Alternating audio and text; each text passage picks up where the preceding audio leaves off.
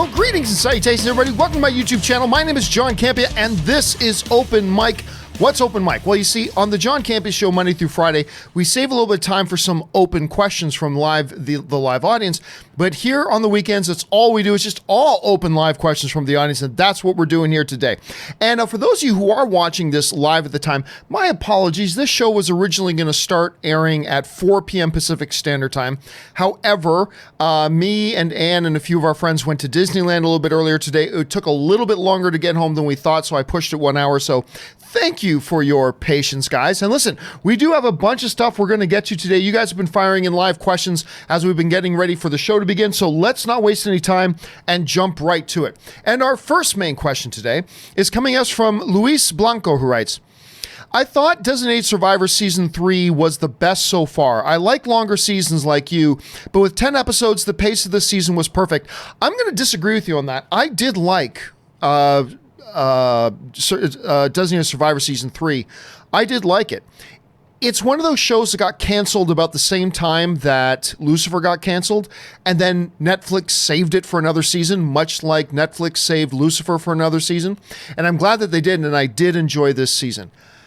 However, I still think Season 1 was my favorite season. I thought Season 1 was still my favorite season. Season 2 was great. And I enjoyed Season 3, but just not as much as the other ones. And I don't feel like the shortened season gave it any more pace at all. As a matter of fact, I felt like it forced them to rush a couple of things that maybe in previous seasons would have played out a little bit better. But regardless, I thought the season was really good too, and I really did enjoy it. So thank you, Netflix, for saving yet another one of the shows that I like to watch. All right, with that down, let's move on to Isaac Beebe, who writes, over or under 33%, we get a Rise of Skywalker trailer at Comic-Con. That can also be played in front of Lion King. It would be a genius move on Disney's part. It doesn't really matter. I mean, look, the fact of the matter is today, we no longer live in an era where what movie a trailer now plays in front of is actually all that important.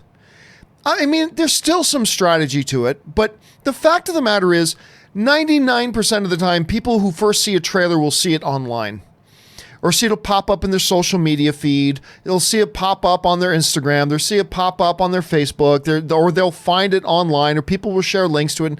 Maybe 99% is too big of a number, but probably 90% of the time that people first see a trailer is not when it's in front of a movie. Even if they put the Star Wars trailer in front of Lion King, fact of the matter is it'll drop online 3 or 4 days before it ever starts playing in front of it. And so, yeah, I mean, they could do it, and they could very well drop a new trailer at Comic-Con. However, we also got D23 coming up, and Disney is putting a lot of emphasis on D23. So I think there's a decent chance we could get a new Star Wars trailer, Isaac, at Comic-Con, but there's also a pretty decent chance we won't. So, not to mention the fact that there is no Star Wars panel at Comic-Con this year, so that plays into it. That doesn't mean they can't drop a trailer while Comic-Con is going on. But I have a sense it'll probably wait till D23. I don't know that, but I'm just guessing it'll probably wait for D23, but it is possible. It's absolutely possible. All right, Isaac Beebe follows up with, fun fact, Into the Spider-Verse, the man that shoots at Gwen Stacy's father in her dimension is Miguel, the main character from Pixar's Coco. Just so everybody understands, no, that's not true. That's not true at all. But it's an interesting way to try to tie together the universes. Eduardo O'Neill writes, I get people hooked on your show by putting it in the car. I try to change the vid, and when they stop me, I know there's no going back. So I'm going to assume, Eduardo, that you're like either a Lyft driver or an Uber driver, something like that. If so, you're doing the Lord's work, Eduardo, spreading the gospel of the John Campea Show. Thank you for that, man. I appreciate that. And that's cool that you actually play some video in the car for your driver, for your riders as well. I use ride sharing a lot. I start my car maybe twice a week. I start my car. A lot of days I don't have to go anywhere because, I work at home. But a lot of the times that I go out, I'll just call Uber and I'll just take an Uber. So, God bless you. You're doing the Lord's work. All right. Samuel C137 writes, It's never not funny to me how absolutely terrible and cheap Doom Patrol looks, yet still looks 1,000 times better than Justice League Cyborg. You know, there is not getting around that the Cyborg in Doom Patrol doesn't look great. I mean, there's just no denying that. It does not look great. It is a lower budget show. But I find, like with a lot of CW shows, that a lot of things don't look good. You know, they have very low production value on a lot of different things. Your mind just adjusts to it and you realize, yeah, this is a lower budget show, and you don't seem to mind it anymore. Yeah, the first couple of times I saw Cyborg in Doom Patrol, I was distracted a bit by just how cheap the costume looked. But honestly, after that, my mind just adjusted to it and it wasn't an issue for me anymore. I don't know that it looks better than the Cyborg in Justice League, though. I thought Cyborg looked pretty good. I might be in the minority on that, but I actually thought Cyborg looked pretty good. Let's see here. Where are we at? We're at James Argenta, who writes, over under 40%, Enfys Nest appears in Cassian Andor series. For those of you who don't remember, that's the girl in Solo, a Star Wars story. That's the girl from there. You know what? I'll be honest with you, James. I haven't even considered it. I haven't even thought about it. So I'm going to take the under 40% on that, but it's definitely an intriguing possibility, and it could happen, but 40% is still kind of high, so I'll take the under on that, but not by too much. All right, Suthius writes, hey, Mr. Campea, not sure if it's a sign of you being tired, working long hours, but I notice that more often than not, you'll either add or omit letters and even whole words while reading, thus changing the sentence completely. Just worried. Dude, I guarantee you would do 5 times worse than I do. I absolutely guarantee it. Like everybody, I remember I used to get these people all the time when I was still at AMC, say. And I had people like an Ashley Mova or a Sinead DeFries or whatever. And often I'd bring in new hosts sometimes to try things out. And everybody would just assume and say, oh, what they do is easy. Like what Ashley Mova does is easy. What Sinead DeFries does is easy. Anybody can do that. And it's like, no, you effing can't. And you may think you can, but you can't. Because I often would bring in, like when I would have a role to fill, you know, I would normally get anywhere between 400 to 800, once or twice up to 1,000 resumes would get sent in. And then I would bring in 20 or 30 people to test read and stuff like that. And often, when I would give them the script in advance of what it is they had to read, normally it would be pretty good because they would prepare, all that kind of stuff, yada, yada, yada, easy, no problem. But even then, when they would have time to prepare, like I just recently did some auditions, even when they had time to prepare and they had the scripts in advance, even still then, professional hosts, Hollywood-trained hosts would come in and they'd read and it would stumble. It's a little different when you're trying to read something that's not in your own words, it's somebody else's words, and you're reading it. But I'm telling you what, quite often I would bring in people to audition, and I wouldn't give them the scripts in advance. And I would just give it to them then and say, now go, let's see you do a read. And at least 9 out of 10 of them would stumble at some point through it. Because remember, communication's an interesting thing. It's a lot easier to do it when it's your own writing because it's the sentences are structured and the wording is structured in a way that you would do it. It flows naturally. When you're reading other people's stuff, it's not so easy. When you're reading other people's stuff live and out loud, it's not so easy. And when you're reading other people's stuff live out loud and you're trying to be fast about it and you're doing it live on camera, whether it's in an audition live camera or something like this, it's really not easy. And that's why back in the AMC days, when I would ever hear people go, oh, I mean, what Ashley Mova does is easy. Anybody could do what she does. Why is she even there? I would go like, you have no effing idea. And it's a fair question, Suthi. It's a fair question, but I'm just saying, I remember back in the AMC, I would just go, you have no effing idea. And to anybody that thinks that you can just try to very quickly get through, 60, 70, 80 questions that people send in, and each person writes differently than the person before. And quite often there's either big grammatical errors or big spelling errors, and you're trying to go through as quick as you can, blah, blah, blah. I absolutely guarantee you I do better than 99% of other people would do. Now, I still, flub and struggle because I'm trying to process talking and answering the questions, then I'm very quickly trying to read through the questions and all that kind of stuff. So yeah, I'll stumble here and there, or I'll miss a word or something like that. But I guarantee you, not everybody is an Ashley Mova, right? Not everybody is a Sinead DeFries. I certainly am not. But I still do it better than 99% of other people would do it. So, and that's only because I've been doing it for so long. But even I struggle with it.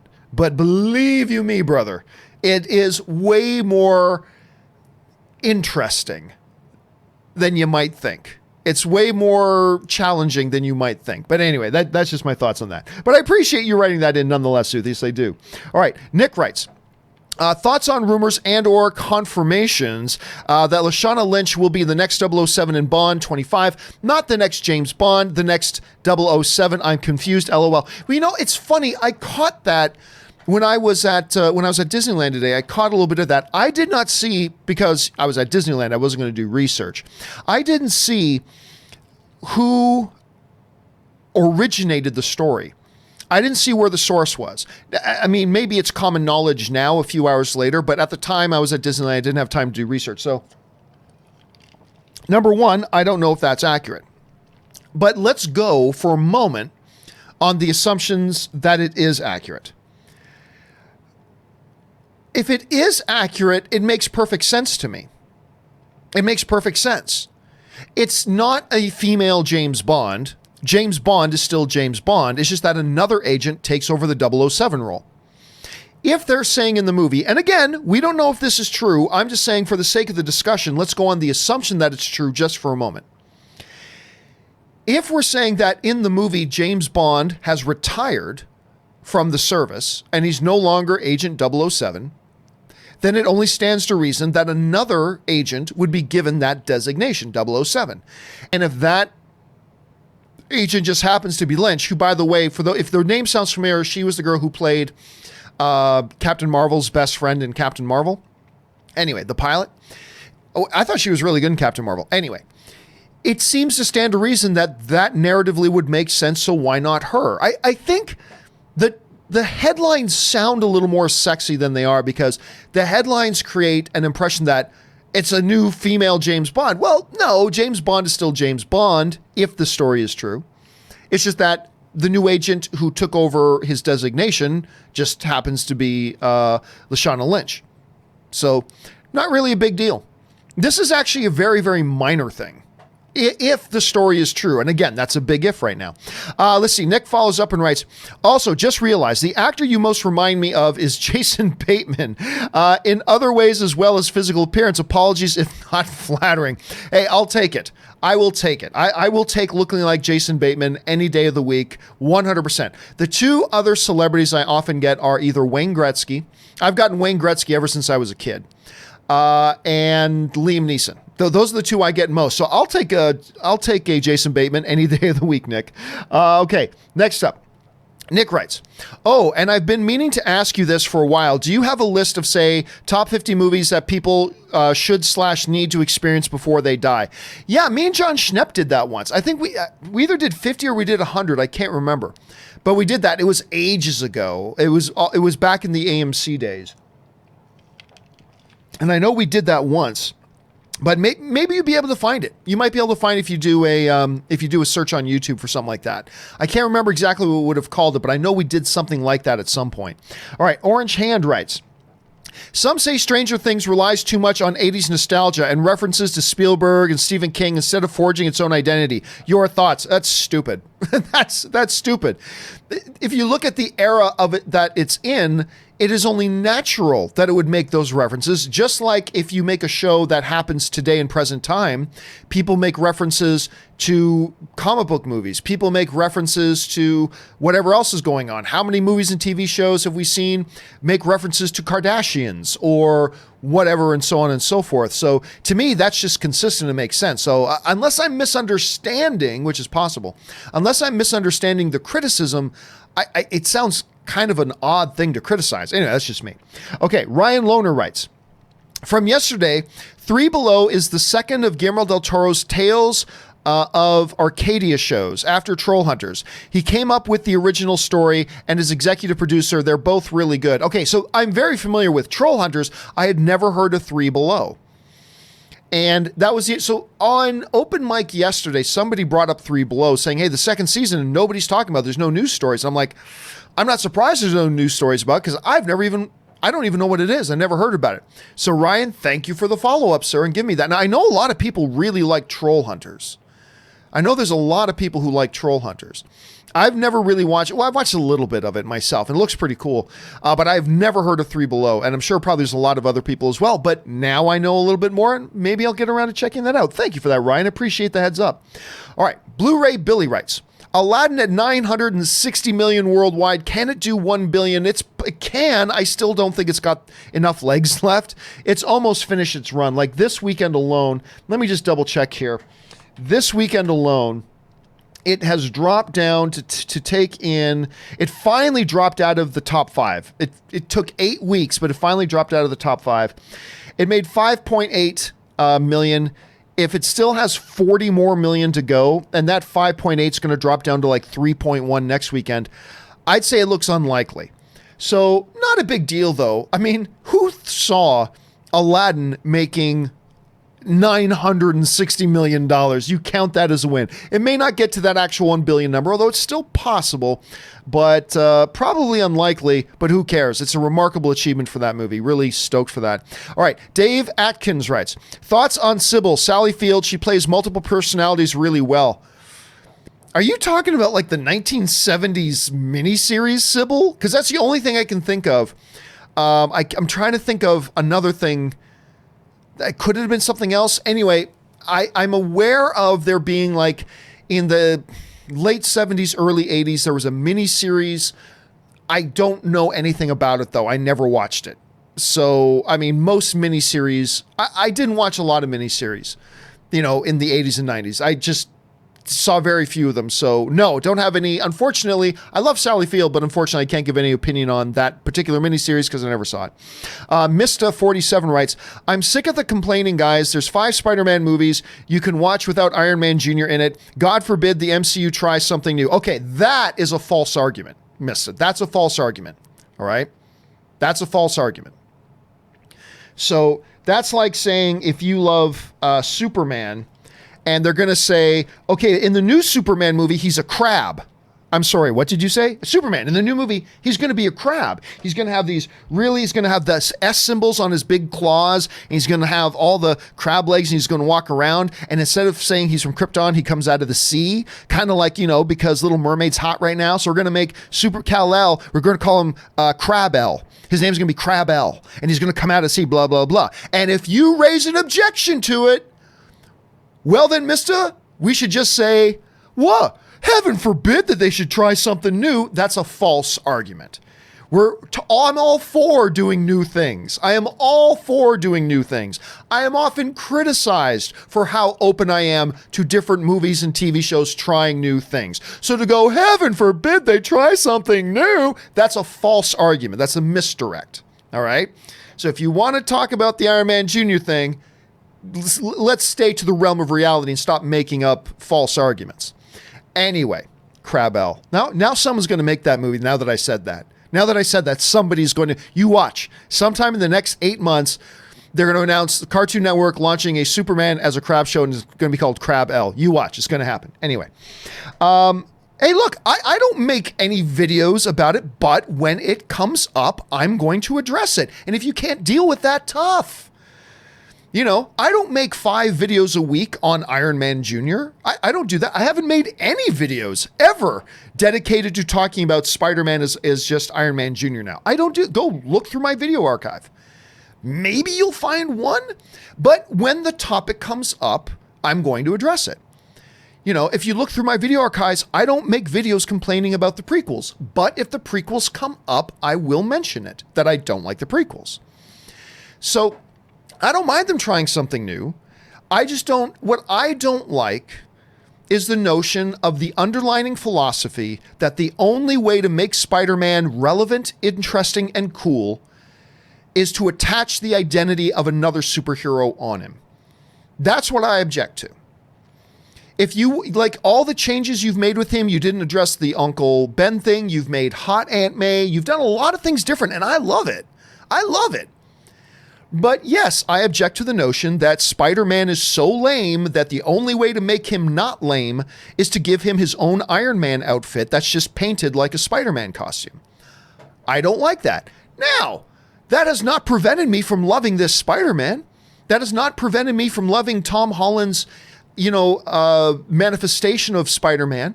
That's not prevented me from loving Homecoming and really enjoying Far From Home. I do. I eat it up. I really enjoy it. I love the new Spider-Man. But that doesn't mean I'm going to lie and stick my head in the sand and pretend that there's not any things about it that I don't find a little lame. And the Iron Man Jr. stuff, I find a little lame. Because I don't think you need to completely associate him with the most popular character in the MCU in order to make him relevant and cool.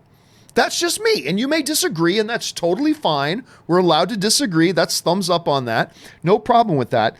But yeah, man, I don't go around making videos about this, but when it comes up, it's what I think, so I'm going to address it. And if you are getting sick of it, then go away. I mean, if you can't handle hearing somebody voice an opinion that is different from yours, then don't be where anybody says something that you might not agree with. And that's coming across a little harsher than I intended to sound. But honestly, I don't know what you want me to say. Do you want me to pretend like I'm okay with it? If it comes up, should I not address it? Of course I should, and I will. Just like whenever Man of Steel comes up, I'm going to talk about how I am unabashedly in love with the film. Just like when Star Wars comes up, I'm going to say Star Wars is the most influential thing in my life. Just like whenever. But it's something that comes up. But don't pull this thing. It's totally cool if you are perfectly fine with the Iron Man Jr. stuff. That's totally cool. Just don't bring up these false things like, heaven forbid they try something new. That has nothing to do with it, and you know it.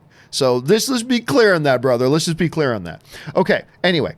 The Megan Young Show writes, are you a fan of the Stargate movies and TV series? Not so much the movies. And I was never in love with any of the series like Atlantis, and then they had another one. But the original Stargate SG-1, yeah, I count myself as a fan. I'm not a super fan.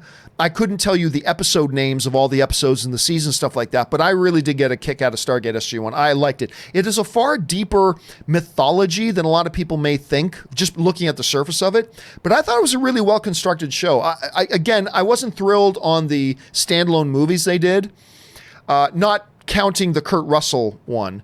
I'm talking about like the movies based on the show, but yeah, I like the original series quite a bit. All right, Chris Feldman writes, favorite performance as God in a movie? George Burns in Oh God, Morgan Freeman, Bruce Almighty, Alanis Morissette, Dogma, or other. I got to go George Burns in Oh God. I remember I watched that movie again it was after I moved to LA. I'm going to take a while ago, maybe about 7 years ago, I watched that movie again. It's actually so good. I really did. And George Burns, that was a terrible George Burns. George Burns as God was, it was so good and so on the nose that for a long time, no other actor wanted to pretend to play God in something, right? But that was a different era and a different time, but I'm going to go George Burns. All right. Chris Warden writes, The Weekend Aladdin passed 950 million, Toy Story 4 passed 750 million, and Spider-Man Far From Home passed 850 million worldwide. Chuck up 3 more billion-dollar hits for Disney. Again, I think Aladdin I don't think it's got enough gas in the tank to get to $1 billion. It might. Hopefully it does. But I don't think there's enough gas left in the tank. Toy Story 4, I'd hate to say it, but I'm thinking it's looking like it's not going to hit the $1 billion mark. I really thought it would, and I thought it would rather easily.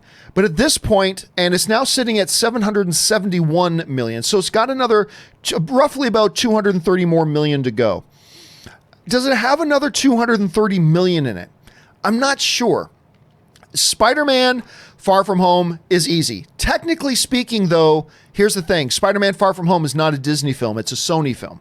That one will go down as Sony's box office triumph.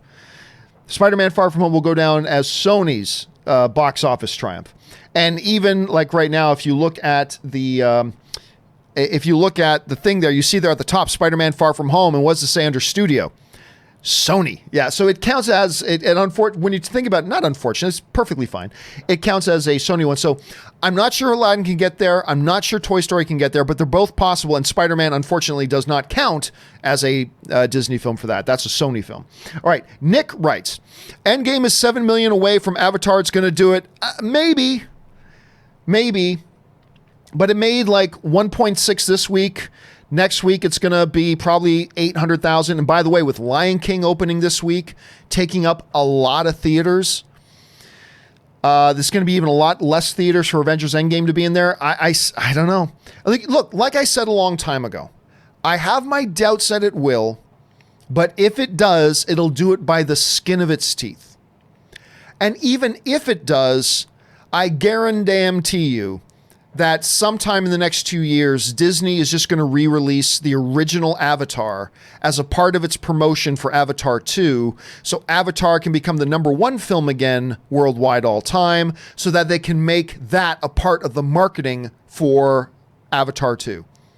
So that they can say in their marketing for Avatar 2, the sequel to the #1 all-time motion picture. And a lot of people scoff at me when I say that, but I'm telling you, I really do believe that Disney at some point is going to do a limited re-release of the original Avatar, because it's been a lot of years. It's been a lot of years since Avatar's been in theater. And we'll see. But even then, I'm still not convinced. I still don't think, I think 7 million when it just made 1.6 this weekend and it's going to get cut in half next weekend. I think it's out of gas. I think it's out of gas. But it could still do it. But it'll do it by the skin of its teeth. But then that'll be irrelevant because then Disney's just going to re-release Avatar anyway. So it kind of is what it is. Ryan Lohner writes, hoping we see Azriel again in Lucifer Season 5. She's played by Ruby from Steven Universe. I've never watched Steven Universe, so I can't say, but I did like that girl. I like that girl who played Lucifer in played her in Lucifer Season 5. I got a big kick out of that. Actually, I've always liked every cast they've done for new angels coming to the world. They've only done it like 3 times. You'd think in a show like this, over 3 seasons, they've brought in like 20 other angels were show, but no, I think they've only done it 3 times if I'm remembering it correctly. But at any rate, I always like it, and I really did like that in Season 4. Okay, let's see. Cinema Reviews writes, if Worf appears on Star Trek Picard, would they give him the updated Klingon look from Discovery? I hope we get that Worf Chronicles show at some point. I don't think we're going to get the Worf Chronicles, but no, they're not going to do an updated Worf. They will show Worf as we've always known Worf, right? They're going to show Worf as they've always known Worf, as we've always seen Worf, because that's Worf. That's in that continuity. That's what it is. So I don't think they're going to do the Star Trek Discovery route. I could be wrong about that, and it'll be an interesting choice if they do that. But I don't think they're going to do it because Worf, we all know Worf. And we all know Worf a certain way. And if it's supposed to be the exact same character being played by the same actor, I'm guessing they would just have him do up the same way. Maybe they won't, but I think they're going to keep him the way he is. All right, let's see here. Edgar Navarro writes, watching Stuber tonight. Hopefully I like it. I hope you like it too, man. I was disappointed with it personally. It has a couple of laughs. It's got some half decent laughs in it, but too far and too few between.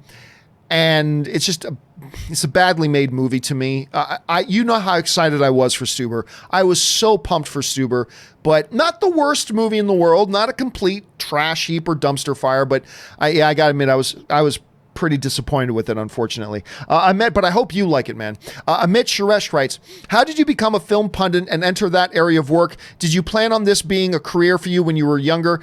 The best way to find an answer to that, because I can't take up 15 minutes here going into it, is go and find my video that I point a lot of people to about how to get started in YouTubing and blogging and podcasting. Just go onto YouTube and search for John Campea Getting Started. And you'll find like a 2-hour video. And that video is all about telling people, giving tips and ideas about how to get started in podcasting, blogging, and YouTubing. But I also kind of explain my backstory of how I got started in it. So best thing to do is look up that video, and that's where you'll get the best, most well-rounded answer instead of me going into it for 15 minutes here. Anyway, hopefully that helps. Okay, Iggy is Horrible writes, side hustle done Side hustle done. Finished 200 deliveries with 2 days to spare to get my bonus. What are you delivering? SDCC, San Diego Comic-Con, here I come. Moon Knight exclusive by Mezco. Looks awesome. See you there. It's funny. Ann and I, we were walking around, Ann and I and my buddy Soul, my buddy Ryan, all of us are going to Comic-Con, and we're walking around Disneyland today. It's like, can you believe we're leaving this week? We're leaving this week to go to Comic-Con. So I'm going to do Fridays to John Campea Show, and then we're getting right in the car and driving to Comic-Con. And I'm still going to be doing videos from Comic-Con, so we'll still have our regular shows. It'll look a little bit different. Obviously, it's just going to be me, and I'm not going to have my studio with me, but I am going to be doing broadcasts from Comic-Con, so keep your eyes open for that. Anyway, Iggy, I hope you have a marvelous time and well-deserved, sir. 200 deliveries. Holy crap. Okay, JB Bonifacio writes, where are we at here?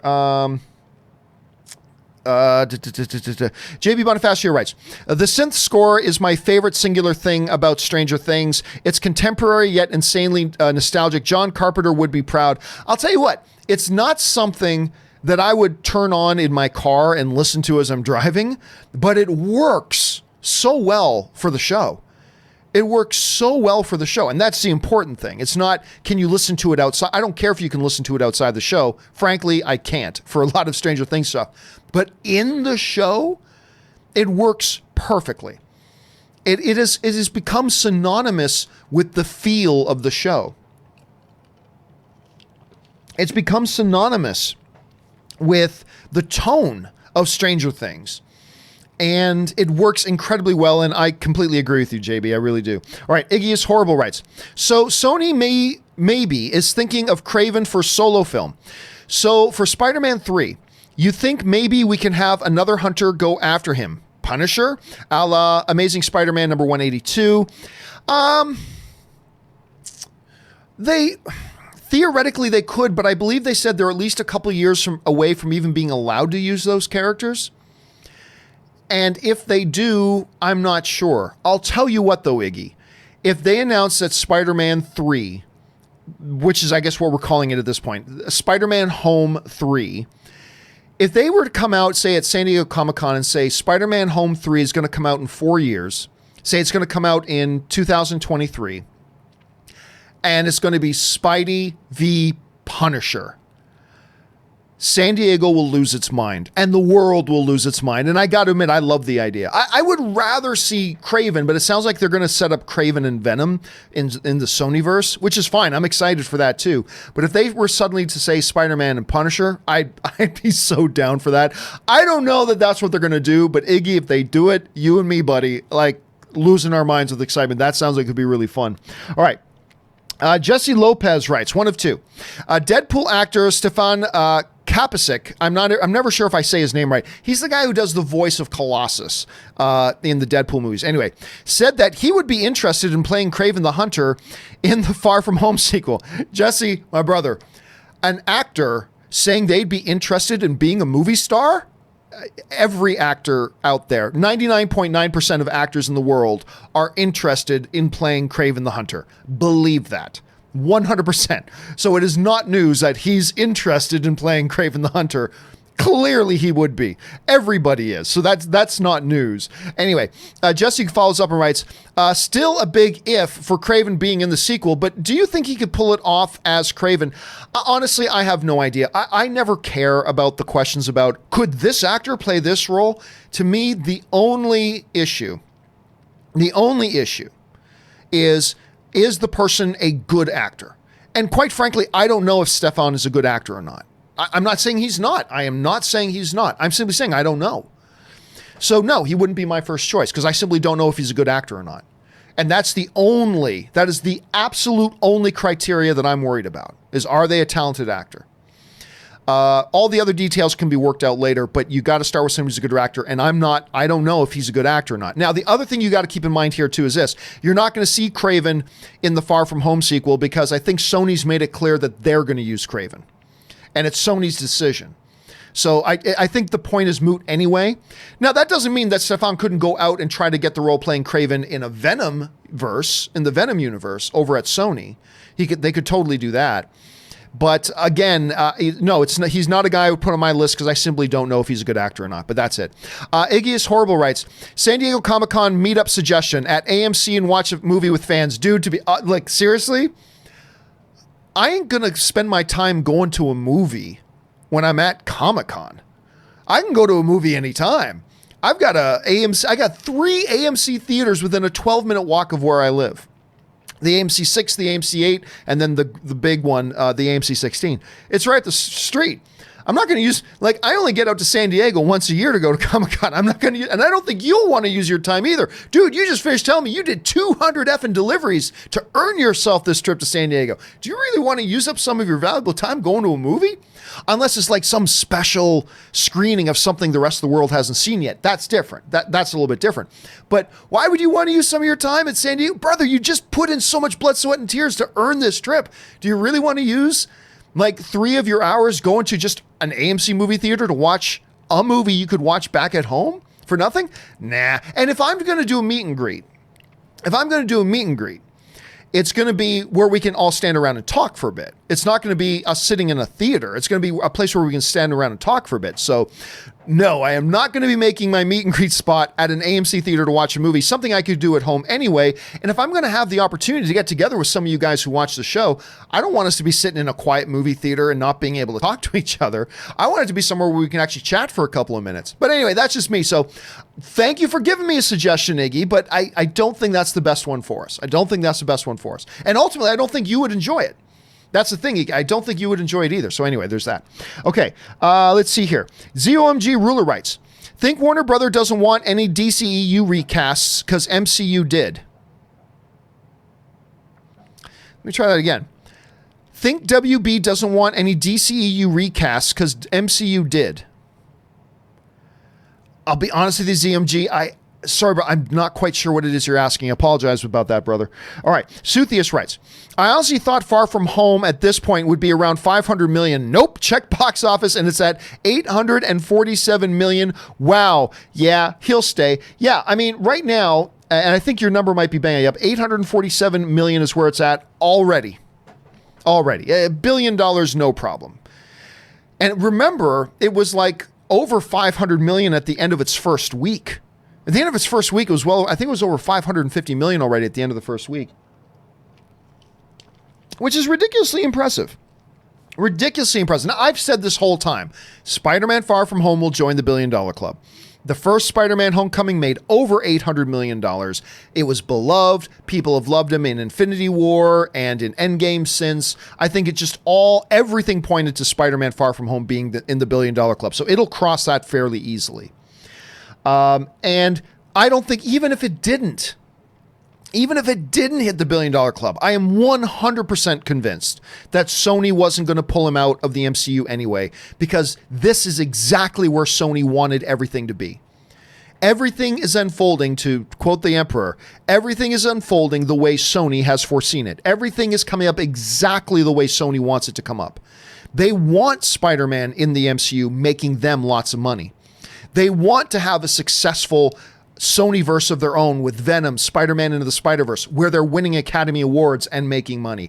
They're making money with their left hand and their right hand. Everything is exactly the way they want it to be, even if Spider-Man Far From Home didn't hit $1 billion.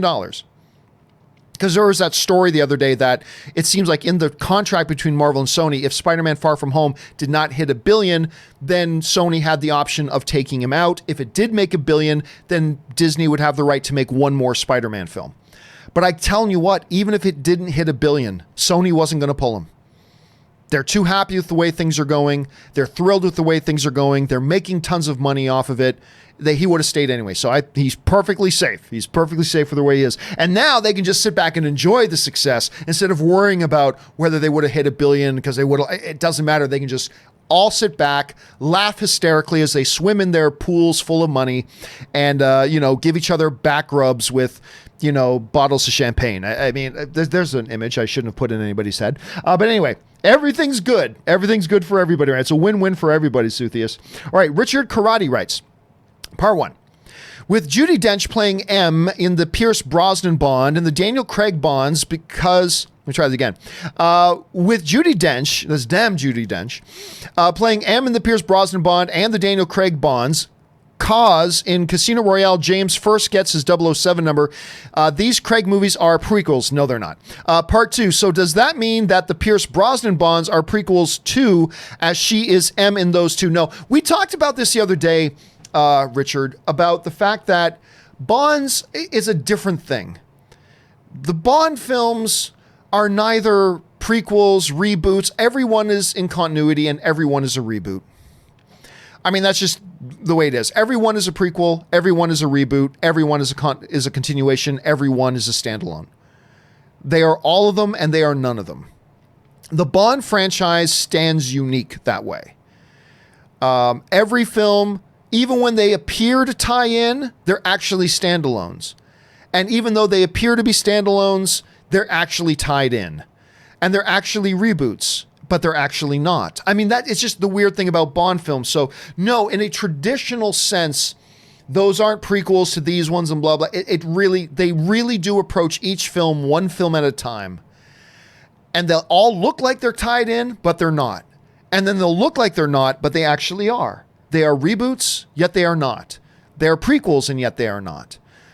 They are sequels, and yet they are not. It's a different thing entirely. So no, I would never give any designation to any of the Bond films as this is a prequel to that, that's a sequel to that, this is in continuity. Just because some of the actors appear and don't appear in different, it really doesn't change anything. Bond films are like completely unique amongst the movie sphere in that way. And that's actually part of its success and part of its longevity, I think, and the reason this works so well. All right. Richard writes, what are your thoughts on the 4 Scream movies? Not a fan. I like the first one. Other than that, I'm not a fan of the Scream franchise, to be honest with you. Although, like everybody else, I did enjoy the first one, but I didn't enjoy any of the ones after that, which is weird because I think a bunch of people actually prefer Scream 2 over Scream 1. But yeah, to me, the Scream 1's the only one I actually really quite enjoy. Richard then writes again, better horror director, Wes Craven or John Carpenter? You know what? I'm going to take a pass on that one. I just don't know. I've been asked that exact same question before. And I think I've answered it differently at different times. I mean, if I had to, I'll lean towards John Carpenter, but my official answer is pass. My official answer is pass on that one. I just have to. Okay, Dropkick Aggie writes, finally watching Parks and Rec, such a good show. Damn, this show is funny with surprising heart. Yeah, it does have surprising heart. Top 5 sitcom for me. Was not ready for Swanson Pyramid of Greatness. One of the great segments in television sitcom history was the Ron Swanson Pyramid of Greatness. It's awesome. Seriously, absolutely for me as well. Actually, I would probably say, you know, I'll just leave it with where you put it. In the top 5 all-time sitcoms. I put it up there. Like, I'll put The Office above it slightly. I'll put Seinfeld above it slightly. It may be number 3 for me. It might be number 3 for me. There's some other classics. Cheers, for example. All in the Family. There are other all-time classic ones, but you know, a lot of people might make an argument for Friends, that maybe Friends should be up there. And Friends was great. I loved Friends. But if not top 3, then absolutely 100% for me, Parks and Rec is top 5. I love that show. And Ron Swanson is one of my top 3 all-time favorite television characters. The Pyramid of Greatness. He buries his gold everywhere. I just love it. All right, Richard Crowdy writes, thoughts on the Jamie Foxx movie Sleepless? Honestly, not familiar with it. Unless I am, and I'm just forgetting which one it is. Hold on a second. The one with Michelle Monaghan. You know what? I never watched it. I don't think anybody else did either. I took a pass on that one because it looked absolutely terrible. So I took a pass on it. So didn't watch it. But that's the one from 2017. Raymond Verrata writes, Lashana Lynch cast as the new 007 agent. Maybe. I'm still not sure if that's 100% true or not. Maybe it has been confirmed. I just don't know yet. I was hoping for Henry Goulding, but I guess Sony went with a bolder choice. 007 Charlie's Angels team up. Well, no. And remember, I think it is an important distinction that even if this story is true, and I'm not 100% sure it is, but even if it is, she's not the new James Bond. You know, they could do another movie later on and have the new James Bond that maybe is Tom Hiddleston, that maybe is Henry Cavill, that maybe is Henry Goulding from Crazy Rich Asians. It could be anybody else. They could still do that. But this move, if what they're saying about the story of the film is correct, then it just makes total sense. James Bond is retired, so another agent got his 007 designation. That just makes sense. Nothing wrong with that, but also nothing particularly interesting about it either. Does that say something about where the future of Bond will go? I don't think so. I think even if Lashana Lynch is the new 007, that doesn't mean the next 007 movie will be about her. They could just very well say, now Henry Cavill is James Bond. Not 007, now Henry Cavill is James Bond. I'm not saying that's what they're going to do. I'm just saying, I don't think this headline is as sexy as we might think it is at first. I don't think it's as impactful as it looks like on its surface, but we'll have to wait and see, and very well may be. Kyle Macero writes, just saw The Art of Self-Defense. Incredible. Favorite movie of the year so far. Also, if I hear I'm Going Hunting song one more time, I may lose it. That's the only thing I don't like about that Terminator trailer when it comes up in front of movies. I'm going hunting. Please shut the F up. Anyway, terrible song. Not that it's a terrible song, but it's a terrible song choice for that trailer. As far as The Art of Self-Defense, I've been invited to like 20 different screenings of that over the past 6 months. I feel like they've been screening that film for like the past 6 months, and I've never gone because I don't go to very many press screenings at all anymore. But it's never looked that interesting to me. And I got to admit, I'm not a big fan of From the Social Network. The lead guy on The Social Network, Jesse Eisenberg. I'm not a big fan of Jesse Eisenberg. I'm not saying I hate him, and I'm not saying I don't like him in everything he's in. That's not true. There's been a couple things he's been in where I've actually kind of enjoyed him. I'm just not overall the biggest fan of Jesse Eisenberg. Got nothing against him though. I think he's hit and miss. Sometimes he's in something and I don't really dig him, but then he can be in other things and go, oh, actually he was quite good in that. But whatever. There's never really been anything about it that attracted me to it, but you know, I'm hearing from a couple of people, Kyle, you're not the first one to tell me that you really enjoyed that movie. So at some point, I might have to give that one a shot. Anyway, Ryan Lohner writes, the 1960s alien movie, The Creeping Terror, would be a great subject for a disaster artist type movie. Totally insane production. Well, you've put it on I don't know anything about it. So that sounds intriguing. I'll probably have to keep an eye out. But remember, the reason they were able to do The Disaster Artist is because everybody knows The Room, especially in and around Los Angeles and New York. Everybody knows The Room as being probably the worst motion picture ever made, right? So it's got that behind it. I don't know that something like The Creeping Terror would, but maybe it wouldn't. I don't know anything about the production stories that went on behind it. So that I'd be interesting to reading up about. Richard Karate writes, could we ever get a Mystic Knights of Tai Na Nog movie? I have no idea what that is, so I couldn't possibly give you an opinion about whether I think that could happen or not, unfortunately. Krypton Caged writes, hi, John. In Far From Home, Mysterio and team has an actual functioning suit. I don't think that's true, but it's not ready. It flies, does basic stuff, but it's not as advanced as the Iron Man suit. Hence, they mostly use the illusion suit. I'm not sure that's true. Granted, I've only seen Far From Home twice. Now, I know there was another suit where they were fixing up the cape. That was a running gag in the movie, but again, I've only seen it twice, but in the 2 times that I watched it, I didn't catch anything that suggested that. Maybe I missed it, but I didn't hear anything in the movie that suggests he actually has a functioning flying Mysterio suit. So I don't know. Again, maybe I missed it. That's totally possible, Krypton. I'll pay special attention to that the next time I see the film, and I will indeed see the film again. All right, Suthius writes, pancakes or waffles? Love me some Belgian waffles. I am generally speaking a pancakes guy, unless we're talking about Roscoe's Chicken and Waffles. If we're talking about Roscoe's Chicken and Waffles, they're waffles. Other than that, I'm a pancake guy. As a matter of fact, Ann and I just went out for breakfast yesterday morning, and I ordered pancakes. So yes, pancakes over waffles, unless we're talking about Roscoe's Chicken and Waffles. Suthius writes, just got a Galaxy S10. Love it. The camera's amazing. Hey, listen, I've actually been using a number of my phones recently have been Samsung Notes. I went from the Note 6 to the Note 8. And then when I was getting a new phone, I realized basically all the phones are the same now. All the flagship phones today are essentially the same. There's very, very little that differentiates them. And the thing that I really use, that I value most in a cell phone, is its camera. And everybody, from Apple people to LG people to Samsung people to Google people to whatever, everybody said without question the best camera on any phone in the world is the camera on the Google Pixel 3. And so I went with the Google Pixel 3. I decided not to wait for the Note 10 because I've had a lot of Samsung Notes and I love them.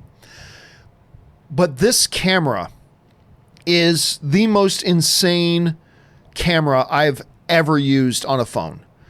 It rivals some standalone cameras I've had. And as far as everything else goes, you know what? It opens pages as fast as everything else does.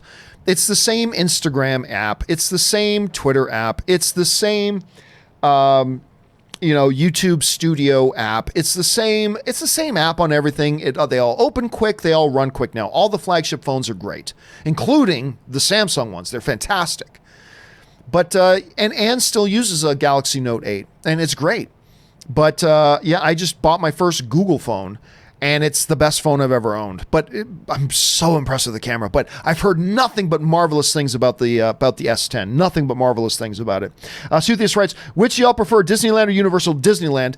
Disneyland has far more stuff, but I love Universal Studios Hollywood. The nice thing, too, about Universal Studios Hollywood for me is that it's a 10-minute drive up the street. It's seriously, like, one block over from me is Olive Avenue. And all you got to do is drive down towards Hollywood and Olive Avenue, and you're basically there at Universal Studios Hollywood. So we can just hop in the car anytime and say, let's just go to Universal. Blah, blah, blah. And they got a lot of great things. And Ann and I just rode their new Jurassic World ride the other day. Had a great time on it. We got soaked, but we had a great time on it. But overall, definitely Disneyland. And that's why Disneyland's annual passes cost 3 times as much as, say, Universal's does. But I love them both. But yeah, I give the nod to Disneyland. S. Beam writes, if you were asked to be interviewed on someone else's YouTube channel, would you do it? No. If you were available / had the time to do so, if not, why? The main reason why is because, number one, I don't have the time. But number two is, this sounds lame. I acknowledge it sounds a little lame, but honestly, it's true. Like, when I get a lot of people asking me all the time if I will be on their podcast with them, or if I'll be a guest on their YouTube channel or something like that. And when I'm able to honestly say, I really don't have time to do that, so I kind of have a policy that I don't do it, because if I did, then now everybody that I say no to is going to be offended because I did it for somebody else, right? So those are the two main reasons. Number one, I really just don't have time, but if I did do one, then now it becomes a little bit insulting when I say no to somebody else. If everybody just knows that I have kind of a policy, I don't do interviews or I don't be a guest on somebody else's show, mostly because it's just my time constraints. I'm ridiculously busy. But if I suddenly did one or two of them and then I said no to Eddie, let's say Eddie asked me to be on his YouTube channel and I say no, and then Eddie's going to be a little bit more offended because if I never did any, then that's fine. But if Eddie sees that I just did one for, Phil over there and Hacknon over there, then he might be a little bit offended, and I don't want to offend anybody. So no. Besides, I'm not very interesting. I think that's the more underlying thing is I'm really not all that interesting. So no, that's why you don't see me do. Now, I might do it for buddies of mine. If Christian needed me to do something for him, if he needed me, I would go and do that because he's my actual in real life friend, right? If Dennis, was doing Think Hero stuff and he needed me to do something, I would do that for Dennis because he's my buddy and he's my friend. I know him in real life. But other than that, no, I don't do it. And I don't think the world is missing out on anything by me not being a guest on somebody else's YouTube channel because I'm just quite frankly not that interesting. All right. Anyway, thank you for asking, S-Beam. All right. Roy L. writes, watching The Fugitive with Harrison Ford, that movie, he says, I didn't do it. I don't care. That movie is effing awesome. You know, about every 3 years, maybe 4, every 3 or 4 years, I'll pop on The Fugitive again. And every time I watch it, I go, I forgot how great this movie is. If you guys haven't seen Harrison Ford's The Fugitive, it is one of his all-time best films. It is simply one of his all-time best films. You've got to see it. It's absolutely fantastic. And yeah, Roy, complete classic. All right, Chris Hunt writes, Midsommar is the weirdest goddamn movie I've ever saw. Would watch again on acid, 3.5 out of 5. It's so funny because I'm hearing so many people say, oh my God, Midsommar is so great. And then a bunch of people, Midsommar is so stupid and it's dumb. And then a very few people like you, Chris, are coming out kind of down the middle a bit, like a 3.5 out of 5. That's actually still a pretty good score. But it's been love it or hate it. The critics seem to really like it. I think it's got like over 80% on Rotten Tomatoes. But from everybody I'm hearing who's watched it and talks about it, I'm hearing, hold on a second here. I'm hearing very divided things. People either love it or they hate it. So it's really interesting. Suthius writes, think the next Mission Impossible could hit 1 billion. Any film could hit 1 billion. Will it is it probable that it will? No. I mean, if none of them have so far, let me just pull something up here. Mission Impossible box movies box office. Okay, so Mission Impossible movies at the box office.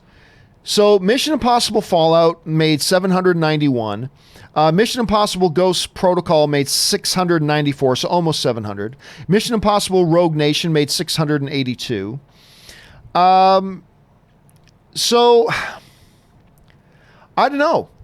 I'm going to guess not. I mean, none of them have even made $800 million yet. As if that's the standard on whether or not it's hit. Look, a lot of the Mission Impossible movies, including Fallout, have made a hell of a lot of money. They've been great. And like Fallout made $791 million. That's huge. That's a massive, massive hit. But none of them so far have gotten to the $800 million mark. So could the next Mission Impossible hit $1 billion? Sure. Yeah, of course. The next Hellboy movie could make $1 billion too. Even though the first one, the one we just got, only made $21 million, the next Hellboy movie could make $1 billion. It's possible. But is it likely? No. And I would say that Mission Impossible, we need to see a Mission Impossible movie crack 800 million before we start talking about $1 billion. So could it? Absolutely. It's possible. Will it? I think it's unlikely. I think it will be a big, major, fantastic hit, but hit $1 billion? Unlikely. All right. Richard Karate writes, where do you get there? Here we go. Did you hear that Mel Gibson was once offered the role of James, but he rejected the role as he felt the actor should be English? I'm going to assume you mean James Bond. Maybe I'm wrong, but I'm going to assume you mean James Bond. Felt the actor should be English. Would you have been up for a Mel Gibson as Bond if it would have happened? Well, again, let's go back to my criteria here, Richard. My main criteria is simply, is the person in question a good actor? Love or hate Mel Gibson, and there's strong arguments to be made. Love or hate Mel Gibson. I think everybody acknowledges he's a great actor. He's a great actor. He's not just a good actor, he's a great actor. Is he top 5 in the world? No, but he's a great actor.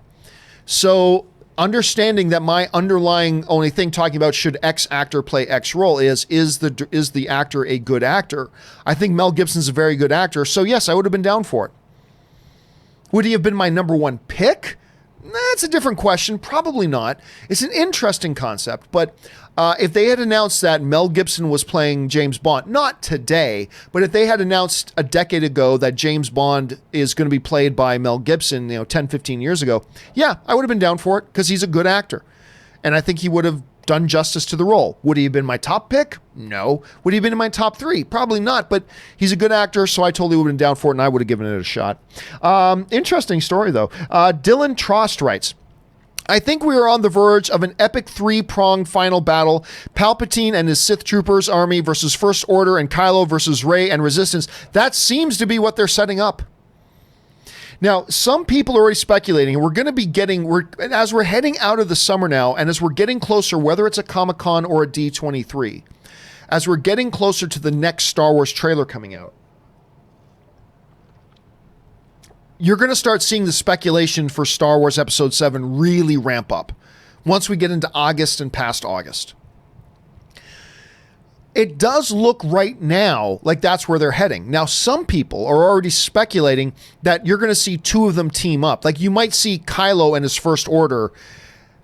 The First Order may be forced to team up with the Resistance or the New Rebellion, as they're calling it.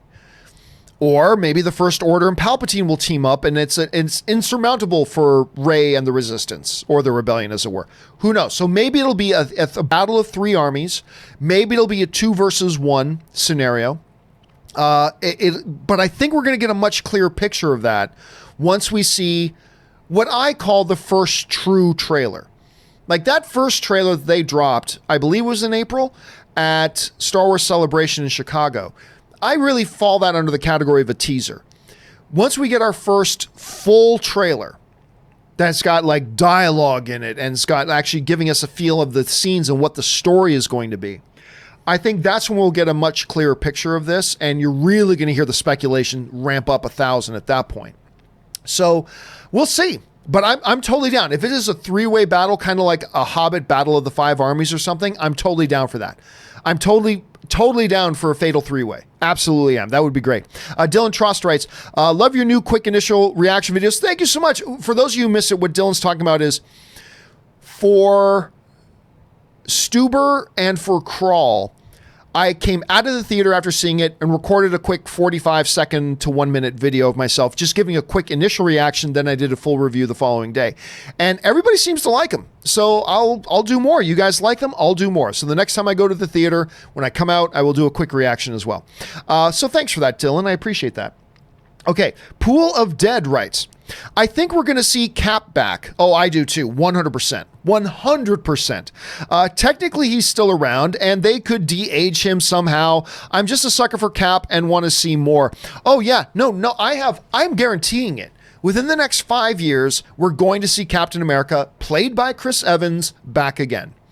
Now, whether they find a way to de-age him, or whether they pull the BS, it's from one of the alternate reality universes, Captain America, whatever lame excuse they use, we're going to see him back. I am telling you, we are going to see Robert Downey Jr. back as Iron Man. I don't know if they're going to bring him back from the dead, because it is the the Marvel Cinematic Fake Death universe. So I don't know if they're going to bring him back for the dead, or they'll pull one of the BS, it's from an alternate timeline, Tony, which is so lame, and we're going to see Chris Evans back as Captain America. 100%. I have no doubt about that. Now, I'm not saying I have any insider information on that. I don't. This is just me as a fan speculating. But as fans speculating often do, I feel very confident about that. It's not going to be this year. It's not going to be next year. It might not even be within the next 3 years. But within 5 years, we're going to see Robert Downey Jr. and we're going to see Chris Evans back as Iron Man and Captain America. One way or the other. One way or the other. It's going to happen. I absolutely feel 100% certain about that. But as a fan, speculating does. Pool of Dead follows up and writes, do you think Kevin Feige is the main reason for the MCU success, or could they have done it without him? It's impossible to say, not being in the Marvel offices. It's impossible to say as somebody on the outside looking in. Like, I'm not there at the Marvel studio. I'm not in those meeting rooms at Disney. So it's really impossible to say. It's impossible to say. I will say this. I think Kevin Feige is maybe the most significant reason for their success. But that's not to say that another leader, if they had hired another leader to come in and be that,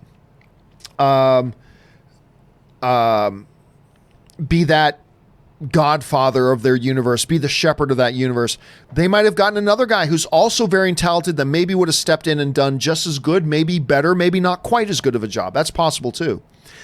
But he is definitely a big factor. How big of a factor? Could they have done this well without him, without being in the boardroom? I just don't know. But we'll never know. All we do know is that he's brilliant. There are other brilliant people too. But what we do know is that he's brilliant and he's done a remarkable job. That's all we know for sure at this point. Drill and Trost writes, you're storming Area 51 too, right? No, that is one of the most stupid things I've ever seen. It's got like, I think the last time I heard it's got like 600,000 signatures. It is one of the dumbest things I've ever seen. And it's not really going to happen. It's not really going to happen. I think a lot of people will show up, not nearly as many as people that say they're going to show up. But then ultimately at the end of the day, nothing's going to happen with it. So it's fun. It sounds cool and everything, but I don't think anything's going to come of it. Pool of Dead writes, I actually like Thanos more in Endgame because we got to see him as a ruthless warrior. I don't think he got worse. Endgame just showed that he was just looking for an excuse to commit genocide. I don't think that's true. As a matter of fact, I think if Thanos was just looking for an excuse to commit genocide, then that undoes all the great character work they did with him in Infinity War. I don't think that Endgame showed that Thanos was just looking for an excuse to commit genocide.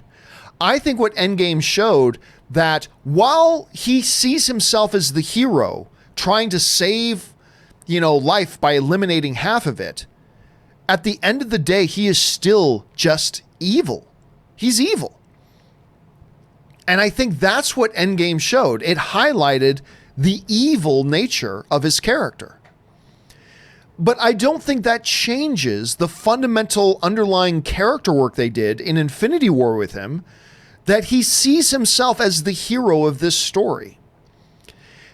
And again, I said it earlier, but let me say it again. If what Endgame actually did was just to show us that all he was really doing was just looking for an excuse to commit genocide, that unravels all the great stuff about the character that they established in the first film. I think they just showed that he is just still very evil and he's the Mad Titan. And you pissed him off? Well, now I'm just going to wipe out your world just because I can, because you pissed me off. But I think that just shows he's evil. It doesn't show that he was just looking for an excuse to commit genocide. Because if he was, again, it undoes the character work they did. And then we see that, oh my gosh, just doing half isn't going to do the job. I need to wipe out all of it so life can start again. That plays into the character work they did in the first film. Whereas the other stuff, I don't think so. And look, I thought Thanos in Endgame wasn't nearly as interesting as he was in Infinity War. But that's okay, because they already established in Infinity War everything, all the important stuff that we needed to know about him. There wasn't a need to make Thanos a focal point in Endgame like he was in Infinity War. So Thanos, to me, in Infinity War was much better, but that's not a bad thing, because they did all that great work, so we didn't have to have him as much as the center of attention in the second one, and he can take more of a secondary role in the film as opposed to a primary role. And I thought that was perfectly good. I thought that was logical for them to do it that way. But anyway, that's just the way I see it, at any rate, Pool. Okay, Benny95 writes, hey, Endgame, if you could pass Avatar already, that'd be great. Just kidding. Imagine if Endgame came $1,000 short of Avatar. It actually looks like it might. Hey, listen, Robert and I both have been saying for ages that it's going to be razor close, one way or the other. Whether Avatar passes it, whether Avatar keeps the number one spot, or whether Endgame passes it, it will be razor thin. It'll be by the skin of its teeth that it misses it. It'll be by the skin of its teeth that it passes it. But again, it's all just trivial, because even if it passes it, Disney at some point is just going to re-release Avatar so they can make come see part 2 of the number one all-time film as a part of their strategic marketing plan, because that's solid marketing. Disney doesn't need Endgame to be the number one film of all time. That doesn't really help them. It's an interesting piece of trivia, but they actually have a marketing motivation for Avatar to continue to be the number one film of all time by the time Avatar 2 comes around. There's a strategic marketing perspective for that. So, yeah, I still don't think it will pass. I think it'll miss by this much, or if it passes it, it'll pass it by this much. But again, I think it's just all trivial because then at some point Disney's going to do, just enough of a release to make it the number one film of all time again. So Disney can say, look, the number one film of all time, leading into the sequel of the number one film of all time. I just think that's what they're going to do. So even if it passes it, unfortunately, I think it's going to be short-lived. Dylan Trost writes, did I hear you say that Game of Thrones Season 7 was your favorite? Yes, you did. I'm just starting it for the first time, and a lot of people are telling me not to get too excited. Yeah, there are a bunch of people. Make no mistake, there are a bunch of people that did not like, or didn't like as much, Season 7 and Season 8 of Game of Thrones. I love them both, actually, and Season 7 is my favorite season of the show. And I don't know if that's because I didn't read the books, which is good. I don't know, for whatever reason, but there are a bunch of people who don't like Season 7 as much. So yeah, be aware of that. But I am one of the people, there are many of us, I am one of the people that love Season 7, and it is my favorite season of the show. But that doesn't mean it's going to be your favorite season, and it doesn't mean it needs to be anybody else's favorite season either, but it is my favorite season of the show. Benny95 writes, hey, John, can you give us an example of what the HR department at AMC did? No, not going to go into that. And I'm not going to go into specifics there, Benny. I appreciate that you asked, but I'm not going to go into specifics. That's nobody's business, really. Again, it's fair for you to ask. But I'm not going to go into that. The Sock writes, do you know porn stars that acted in real films and any actors that later did porn? Well, I mean, a couple of the big, I think his name is James Dean, who came out and did, I think, a Soderbergh film, if I'm not mistaken. So I think that guy has done a couple of, real, mainstream indie films. And then there was, what's her name? She was in Entourage. She was like a main, like a significant character in a season of Entourage. What's her name again? Sasha Grey. Sasha Grey, who is a porn star, she actually did, I believe she also did a Soderbergh film, now that I think about it. Anyway, maybe James Dean did it. James Dean did do one or two actual real indie films. But Sasha Grey, she was in a Soderbergh film, I believe she was, and then she played herself. She played what they called at the time, I remember, a fictional version of herself. And she kept her name in it. She was called Sasha Grey in Entourage, and she played Vinny's girlfriend for like a season, right? So there's a couple examples. Actors who then did porn. I can't think of any off the top of my, I know a couple celebrities that did, but not like actors that did. So I'm not sure, but those are the two that come to mind at any rate. All right, let's see. Zachary Zarvos writes, Senor Campea, I am off work Friday and may drive down to San Diego from LA. Would like to attend a meet and greet, but how do I get tickets to your panel? Thank you. Unfortunately, the only way you can get into the panel is to have a badge for Comic-Con. You have to have a Comic-Con badge. And I believe they're all sold out. So that's the unfortunate part there. But when I decide to meet, I'm going to announce the location of the meet and greet tomorrow. Well, John, why don't you just announce it right now? Because I haven't decided yet. So I'm setting a deadline for myself for tomorrow to announce where and when the meet and greet will be. And I'll have Robert here with me. And Robert's going to be down in San Diego too. So Robert and I will do a meet and greet. And I'll announce the wheres and whens for that. And for that, you don't need a badge if you feel like coming down to San Diego. But unfortunately, to get into the panel, it's not my rules. To get into the panel, you need to have a Comic-Con badge. All right. So what's next here? Benny95 writes, if The Lion King gets criticized for being a direct copy, then why not The Jungle Book or Cinderella, etc.? Films like Dumbo that divert the storyline from the original also fail. So it's a lose-lose situation. Yeah, here's the thing. Anybody's allowed, the subjectivity of film dictates that anybody is allowed to like or dislike a movie for whatever reason that it is for them. That's the subjectivity of film. You can't tell somebody, you can't dislike the movie for that. Yes, they can. That's the subjective nature of film. If a movie struck them the wrong way, and for them, the reason it struck them the wrong way is because of this, or this, then that's what it is.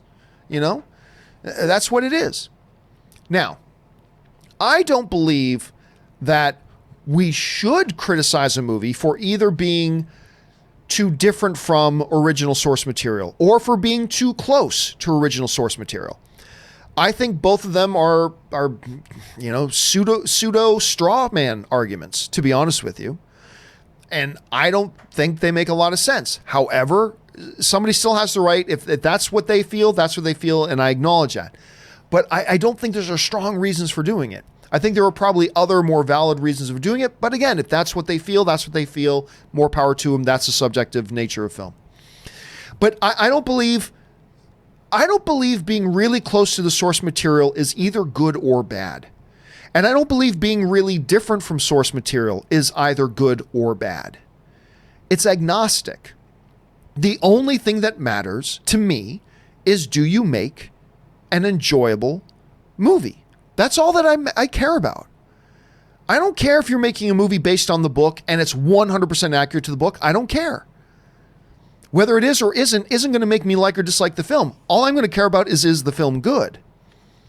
If you make a film completely different from its source material, I don't care. Being different from the source material isn't going to make your film good or bad. All I care about is, at the end of the day, judging the film on its own merits. Do I enjoy it or do I not? So again, and I'm not saying that the way I look at it is the way you should look at it or the way anybody else should look at it. But for me, in my own kind of film fandom convictions, that's how I feel I need to look at it. I don't care if it's close or separate. I don't care if it's identical or divergent. It doesn't matter to me. All I care about is judging it on its own merits. Does this movie deliver an entertaining time? Does this movie deliver to me a positive experience watching a film? And if it does, I really don't care if it's close or far away from the source material, because that's all that matters at the end of the day. So anyway, that's how it sounds like that's how you feel as well, Benny. And that's how I feel about it. And again, just because I feel that way doesn't mean anybody else needs to feel that way. That's just, we all approach film a little bit differently, but that's how I approach these ones. All right. Robert Benham writes, do you and Ann ever plan on visiting Halifax, Nova Scotia? Probably at some point. I was born in Halifax, Nova Scotia. I don't know if people realize it. I mean, my home is Hamilton, Ontario, Canada. That's my home, is Hamilton. But I was born in Halifax and spent the first few years of my life in Halifax, Nova Scotia. One of the most gorgeous places in the world, by the way, is Nova Scotia. But I've only been able to bring Ann up to Canada like once a year. So we don't have any standing plans right now to do it, but we will at some point. I've still got family in Nova Scotia, so at some point I'm going to make a trip out to Nova Scotia. Thanks for that, Robert. Mr. Nobody. Oops, sorry. Where's that? Mr. Nobody. Mr. Nobody writes, your thoughts on 90s sci-fi film, I Come in Peace. I come in peace and you leave in pieces. Not a good movie. I remember I had a kick out of that as a kid.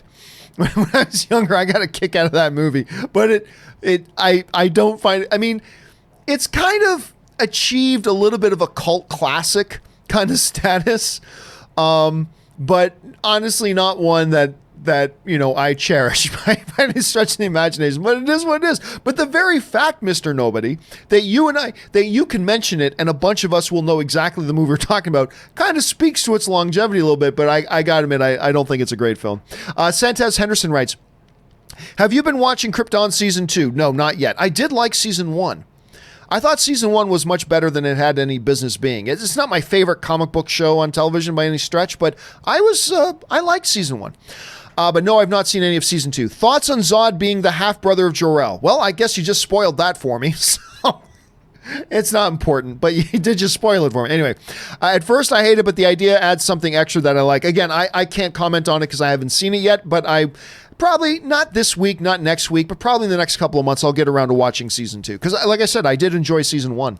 Benny95 writes, what made you switch from iPhone yet still use other Apple products like MacBooks or iMacs, etc.? I have the latest iPhone and does everything perfectly. I think the main thing, when I was introduced to, the first time I was introduced to an Android phone, and it was the first Android phone I used was an LG, one of their main flagship lines. I'm struggling to remember the name of the model. But I was just so taken with the, number one, how customizable it is. I mean, Mac OS or iPhone OS, iOS as they call it, has been playing catch up with Android OS for a long time. I mean, it's funny seeing iOS announce these new features, and these, holy second, Android phones have been doing that for 4 years. Look, everybody, you can put a widget on the front screen of your iPhone. Isn't that incredible? Isn't that revolutionary? Dude, I was doing that in 2012. With my Android, or other people would say, I've been doing that forever with Android phones. So anyway, it's kind of funny that way. There's a little bit more, it's certainly more customizable. I also like the fact that it's not governed by, like, you can only get on your iPhone what Apple approves of you putting. Now, granted, you can still get just about everything. Their processors are quick and snappy, all that kind of stuff. They've always had great cameras on them. But it's just the way it functions. I found that Android was far more intuitive. To this day, when I pick up an iPhone now, it's like, oh my gosh, like it's just so not intuitive. And I just find Android as a OS for a mobile OS, it's just far more intuitive, far more customizable. You have a lot more options of things you can do with it, particularly once you root it.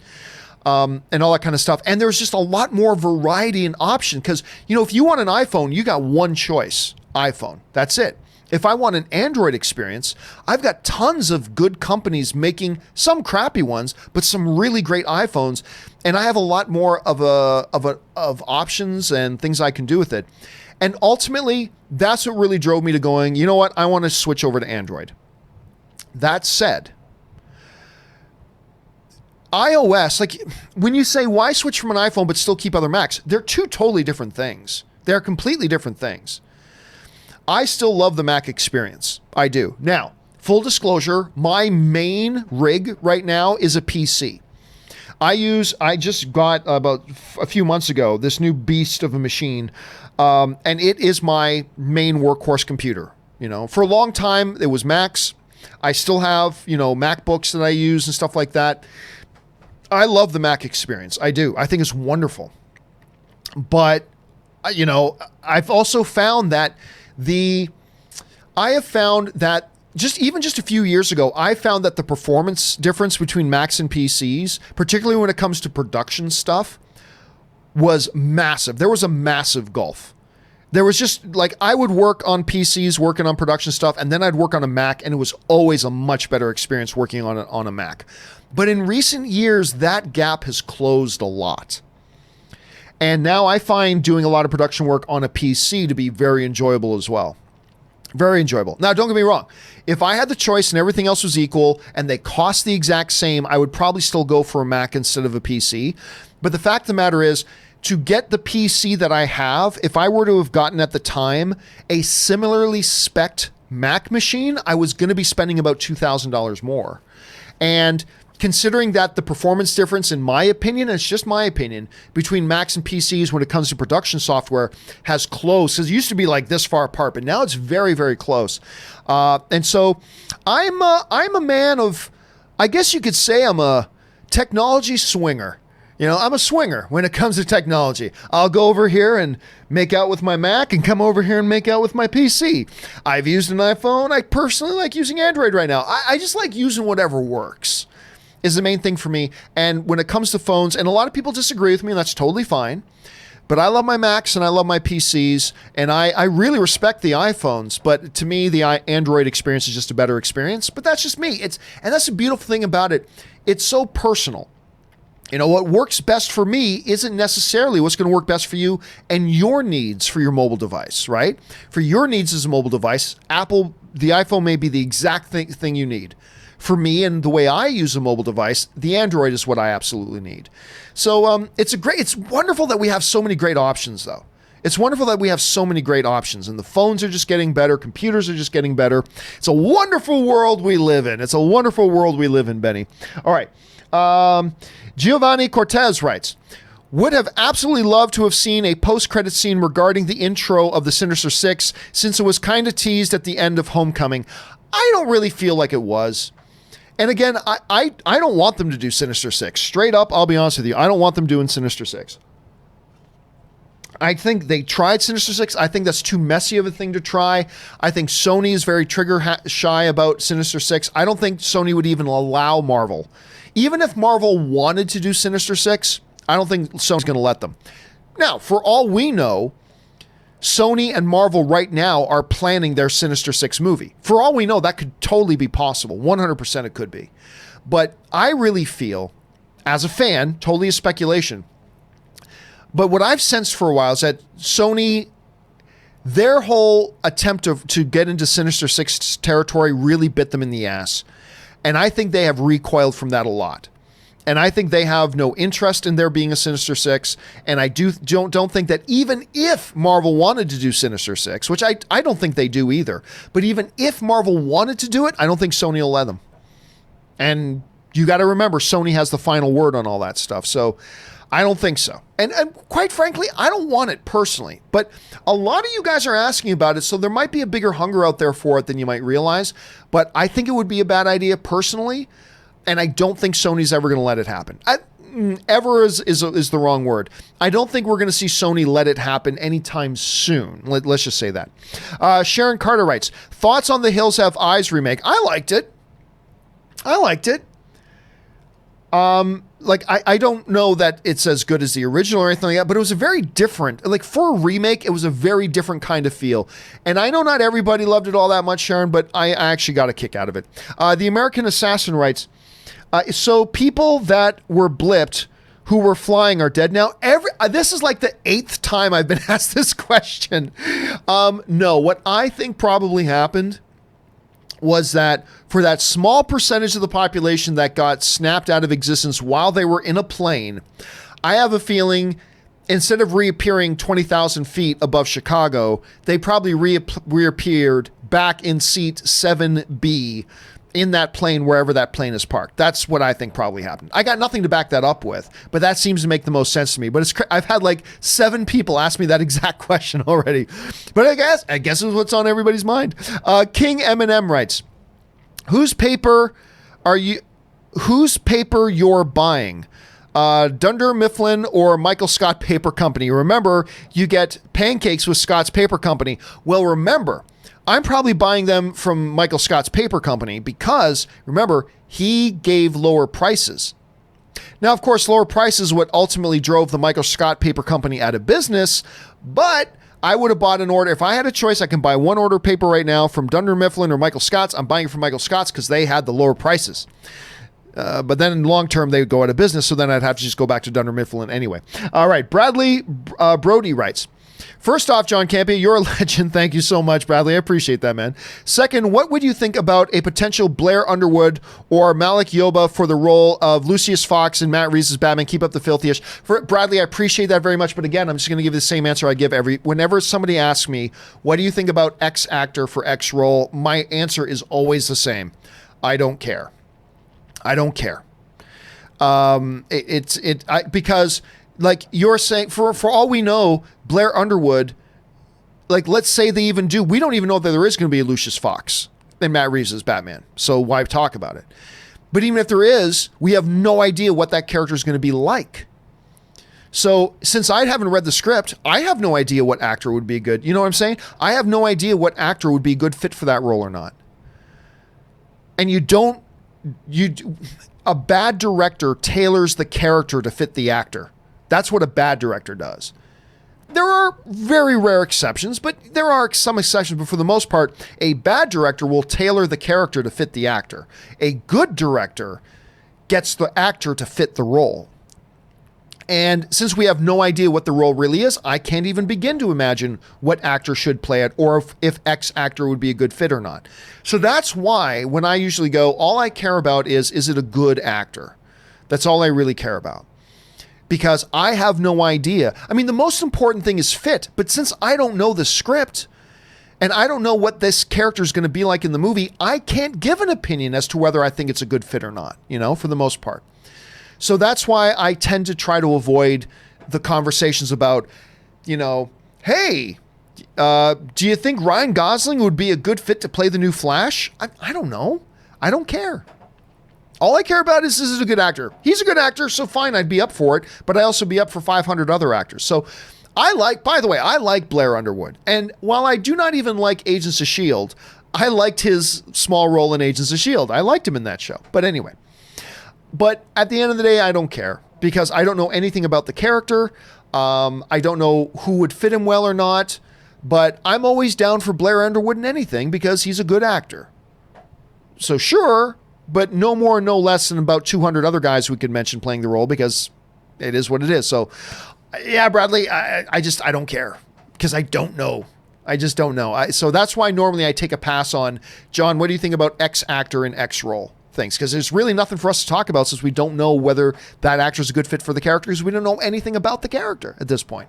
Anyway, so that's me. But I'm always down for some Blair Underwood because I just think the dude's pretty cool. Anyway, Lincoln Johnson writes, 2 underrated movies, Hearts in Atlantis and Fracture, both starring Anthony Hopkins. Watch them. I have watched them both. I like Hearts in Atlantis, but Fracture, I actually thought was quite good. And I'm stupid. I'm forgetting who was in that with him. Because it was one of I was just mentioning him too. Which guy was it? It was Gosling, right? I actually liked the film quite a bit. And I remember not a lot of people did. Not a lot of people did. Looking at I totally forgot Rosamund Pike was in that. I totally forgot about that. Anyway, I liked that movie quite a bit. And I thought it worked. But whenever speaking about Anthony Hopkins movies that are underrated and people don't see enough, it's the one he did with Alec Baldwin with The Bear. Hold a second. What is the name of that? I can't believe I'm freezing on the name of it. It's The Edge. Is that what's... Hold a second. I want to say... It is. It's The Edge. 1997, The Edge. That movie is a horribly underrated... to me, it is the most underrated Anthony Hopkins films. It's tense. It's just these two guys who... The movie will explain to you why they don't really like each other. These two guys go down... Their plane goes down in the middle of the woods, and a bear picks up on their scent. And they're on the run from a bear. It's simple. It's a very simple concept, but it's totally insane. It's totally tense. The tension in the film is amazing. I love this movie. So you've brought up a couple really good ones here, Lincoln, but whenever you want to talk about underrated films and Anthony Hopkins, I always go to The Edge. But the ones you brought up are pretty good examples of that too. All right, guys. Final question right now before we take a short 5-minute break. Final question right now is a fan of Peanuts writes, finally saw Stranger Things Season 3, tied for number 1 with Season 1, 4 out of 5. I liked it very, very much. Might be my favorite one as well. And I just thought, I wasn't big on the marketing for it. I know a lot of people like the trailers for Season 3. I was lukewarm on them, but I'm with you. I loved the season. All right, I'll just do one more before we take a 5-minute break here. Dakota Barber writes, saw 12 Angry Men for the first time today. What a film. Now, you know what I love? I love it when there's a film that is totally legendary, iconic, one of the all-time greats, and somebody watches it for the first time. Whether it's a Lawrence of Arabia, whether it's a Bridge on the River Kwai, whether it's an original Spartacus, whether it's The Godfather.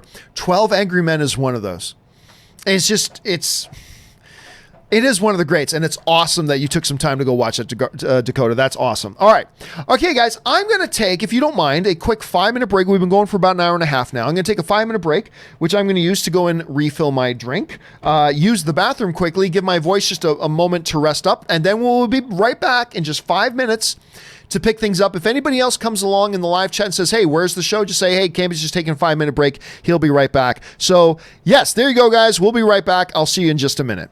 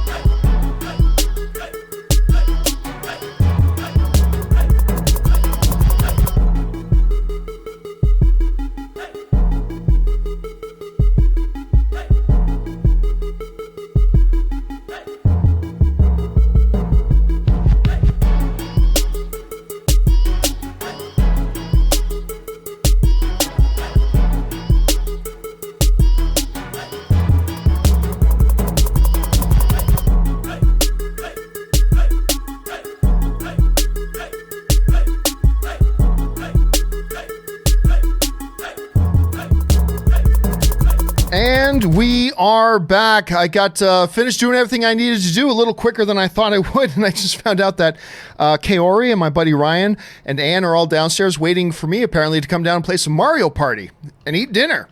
Always good stuff. I've had a great day today, guys. I got to tell you, Ann and I got up. We left our place at 7 a.m. to go to Disneyland. It takes us about an hour to get to Disneyland. Had a great time at Disneyland this morning. Wonderful time. And then we raced back here. That's why today's show started late, because we were at Disneyland earlier. Raced back here, and I got more friends coming over. We're going to play some Mario Party and probably crack out the PS4 and play some games there too. Maybe play a little bit of cards as well. But anyway, I'm having a good day, a good relaxing day leading into Sunday, so I'm very happy. But now, let's keep on going here, guys, and get back to the questions. And we're going to keep things going here with Isaac Majid, who writes, thanks for being awesome. Well, thank you, Isaac. I appreciate that. And I hope you had a great weekend. P.S. Whenever my cat hears your voice, she stops running around and sits down to listen. Well, I appreciate that. I have had a great weekend, actually. Yesterday, had a lot of fun yesterday. Had a lot of fun today.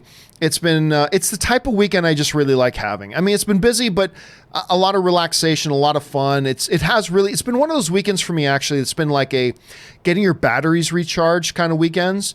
And I don't often have those, but I did this weekend, and it's been great. And I'm just looking forward to having a nice, relaxing evening as well, as I hope you guys are having at home as well. So thank you for that, Isaac. I appreciate that.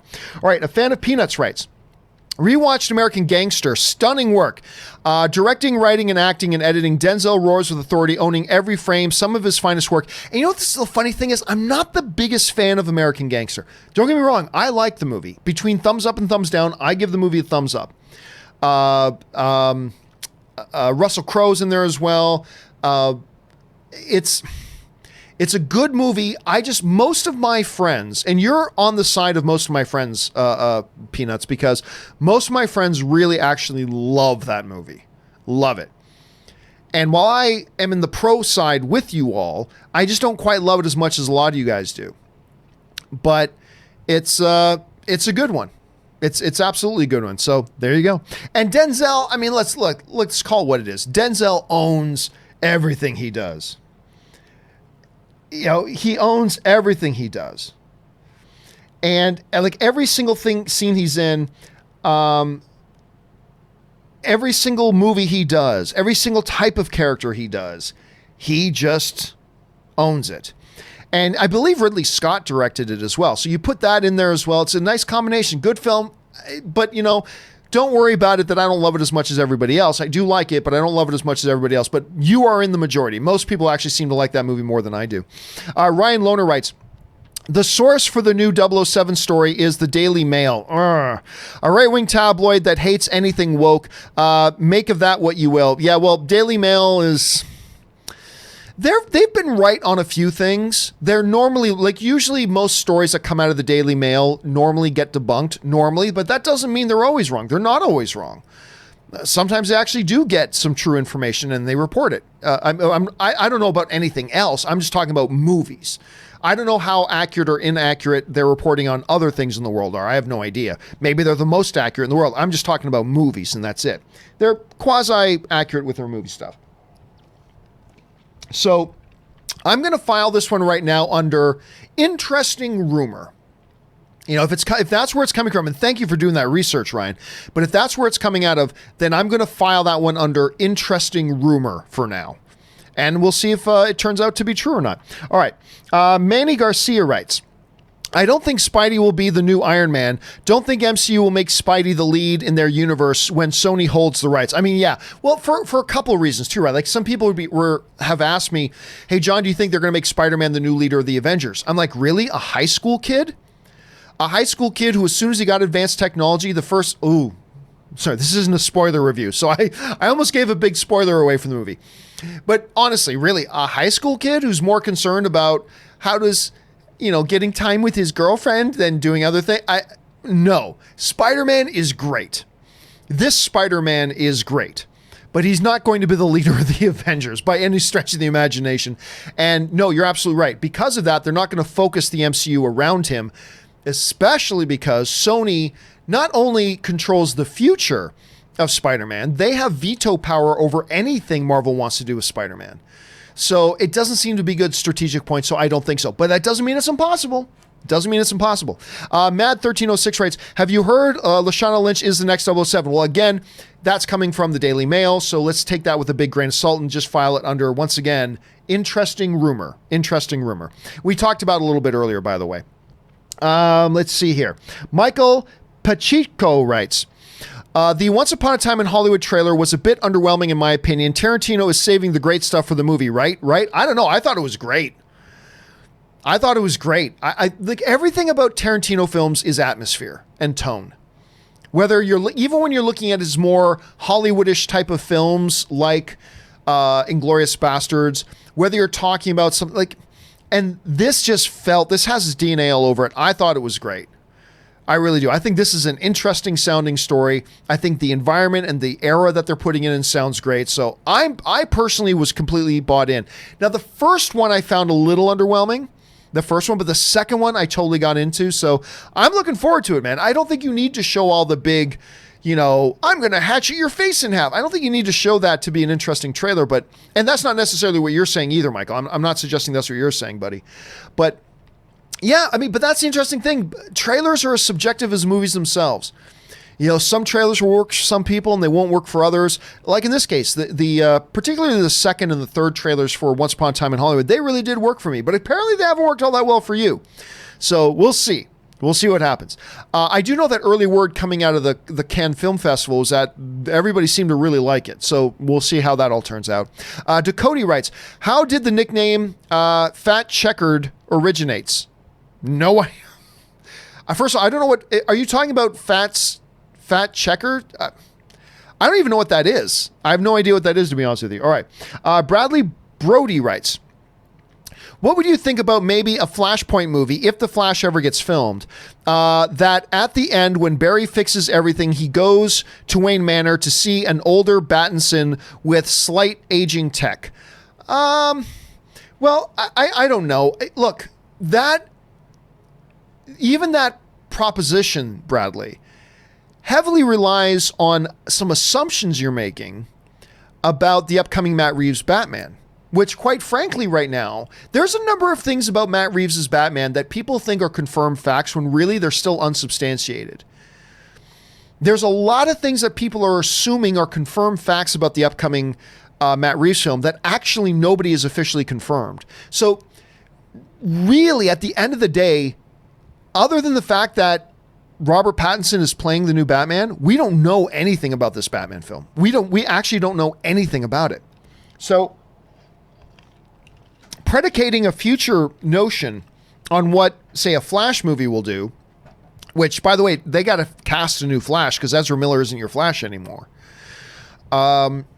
It's tough to do. Because that makes no sense if Robert Pattinson is actually set current date. But John, I've heard that this Batman movie is going to be set in the 80s or 90s. And it might be. But again, I haven't heard anybody official say that. So it's possible that that's what they're going to do, but we don't know. So I don't know. I don't know. Look, I do know this. What we have heard officially from the mouth of Warner Brothers is that they are not interested in expending screen time in tying together their universe. They're more interested in strong solo standalone films. In the Warner Brothers executive exact words are, we're not so concerned about universe building right now. And it's worked for them. Aquaman had nothing to do with universe building. It was just a solid standalone film, made over $1 billion. Shazam, I think, is the second best movie the DCEU has ever produced. Other than Man of Steel. Man of Steel is still the best movie they've done in the DCEU. But I'll tell you what, Shazam is second spot. I think it's marvelous. And now they got Wonder Woman 84, which is going to be very standalone, not universe building. So taking into consideration what, Warner Brothers has said, that they're not focused on universe building right now, then something like this scenario, which is a cool sounding scenario that you're painting here, but something like this scenario becomes unlikely. Because that's not what they seem to be focused on. It doesn't seem to be what it is they want to do right now. So probably not. And again, we don't even know what the Matt Reeves Batman is. That might undermine everything you're trying to do there, right? So who knows? It's just a lot of ifs right now. We're in a position right now where there's just a lot of ifs. I'll still be amazed if they ever actually start filming this movie. I'm not convinced that it's even though they've announced Robert Pattinson as Batman, which, by the way, I'm all for his casting, I'm still not convinced this movie's happening 100%. I mean, it probably is. It probably is. I'm just saying I'm not 100% convinced yet. We'll see. I'll believe it when I see it, Bradley. All right. We move on now to Yoden Ever Dies, who sends in a very generous super chat. Thank you so much, Yoden. I appreciate that, man. Thank you for supporting the channel on that level very, very much. I appreciate it. Robert appreciates it. Chris appreciates it. Aaron appreciates it. Fact checker Jonathan appreciates it. Ray appreciates it. We all appreciate it. Thank you, sir. All right. But John, I was heartbroken when Ashley left, but if you're going to add people like Aaron and Chris to what you and Rob are bringing to the conversation every day, then you deserve my money. Working on my PhD at age 50, you inspire me. Good on you, sir. That is actually, I find that very inspiring. I went back to school again when I was 30, and I'm glad I did. I'm super glad that I did. And honestly, so my wife, Anne, who's a senior person over at Hasbro, my wife recently decided to go for her fourth degree, her second master's degree, her fourth degree overall, but she wanted a second master's degree. And we hum and hawed about it. And she's doing it right now. She's in the midst of getting her second master's degree as a student of USC. So she's working full time and she's a USC student getting her second master's degree. But I love learning crap. And I'll be honest with you. See, you've just sort of inspired me a bit, Yoden, because ever since Anne went back to school again, I've been contemplating taking more studies. I love learning crap. And I've been like bouncing back and forth between taking like an actual, say, UCLA film program or taking something totally different, like taking a project management program under some sort of business school. I don't know, but I love the notion of learning. I love learning. That's why a lot of times I'm sitting downstairs. Honestly, when I have time to sit down in front of my TV, whether I'm eating or something, a lot of times I'm not watching a TV show. I'll be watching various YouTube tutorials and stuff, or I'll be on lynda.com learning some crap on the lynda.com service and their tutorial videos. I just love learning crap. And I think that is awesome that you're 50 and you're working now on a PhD. I think that to me is inspiring. Because I love the notion of education. I think education, like improving yourself in any way, is always a good idea. Not that you have to have a higher level education to be something productive and great and have a fulfilling life. Not at all. But I always find it certainly advantageous to have. The more education is certainly advantageous. But I find that it's inspiring, my friend. I really do. And I've been tempted lately. But I just don't know how I would find the time. But clearly there are people like yourself who do find the time. So good on you, man. You say I inspired you. No, sir, you have inspired me. Thank you for that. I appreciate that. Thank you so much, dude. And good luck on that PhD. All right. We'll call you Dr. Yoden the next time you're on here. All right. Don't know what to put writes. I miss your studio. It was visually interesting. Maybe it's just my ADD talking, but I did pay more attention. I listened to Rob same time, so it's okay. Yeah, I liked having the studio. I really did. I enjoyed having that studio. The reality is, though, it was an additional pain in the ass. I mean, I had to drive 30 minutes to go into Hollywood to go and do it every day and turn around. And I know a lot of you are going, boo-hoo, Campea. I've got to commute a half hour or 45 minutes or an hour to work every day. So cry me a river, buddy. I get it. First world problems. But I got to tell you, while I loved having the studio, there is a real advantage to being able to do it from home. And for whatever reason, the numbers... Like, we've gotten more viewers since me doing it at home again than we ever did when I was in studio. I loved having the studio, and I'm still thinking that someday in the future, like, I look around every once in a while to see if there's any studio space available that I can just go in and use. But honestly, it's working really well right now. And I like having a studio. I do, and I still may have another studio again in the future. But for now, it seems to be working for me. But thank you for pointing that out. I always love hearing a point of view on that. Thank you for that. Don't know what to put writes, John, when is my boy Greg on again? Or maybe John? I don't know. I haven't talked to Greg in a while, to be honest with you. And I got to get in touch with him. I've got to get in touch with him because I really do like having Greg on. I think Greg has a great fresh perspective on things. I've always been a fan of Greg and Real Rejects. I like what they do. And I like Greg. I like Greg quite a bit. So I don't know when, because right now I kind of have a regular rotation now. Now I've got me and Rob. And I would bring in Greg once in a while when Rob wouldn't be around, or to have me and Greg and Rob on at once. But now I also have Aaron and Chris. So I'm not sure when, but I do have to have Greg on again because I really do like Greg. All right. A fan of Peanuts writes, where are we at? There we are. Came back vacation Chicago. Try this again. Came back vacation Chicago. You probably meant from vacation. By the way, going back to Soothie, do you see what I mean? Anyway, came back vacation Chicago, top 3 vacations, Hamilton Navy Pier, Willis Tower Skydeck, Cubs game, planetarium, Field Museum, Museum of Science and Industry. Well, I have only been to Chicago once in my life. And it was actually as a stopover because I was driving to someplace else. There's a place just outside of Chicago that I was going. So we stopped in Chicago for a bit. I was there for like a day.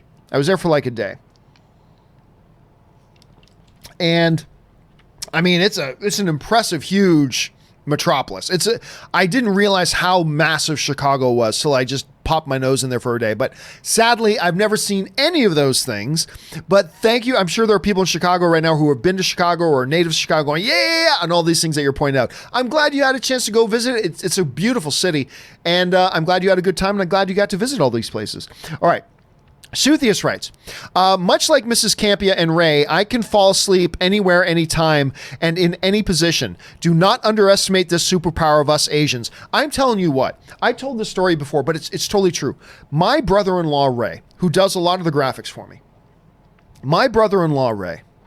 I have never seen anybody, I'm not, no hyperbole here. I have never seen anybody in my life who can fall asleep on command, anytime, anywhere, as quickly as he does. He can literally, like, we can be hanging out, blah, blah, blah, blah, and go, I'm just going to lay down here for a second. He'll lay down on the floor. Ray, I don't know why. Instead of sitting on a couch, he likes to just lay down on the floor.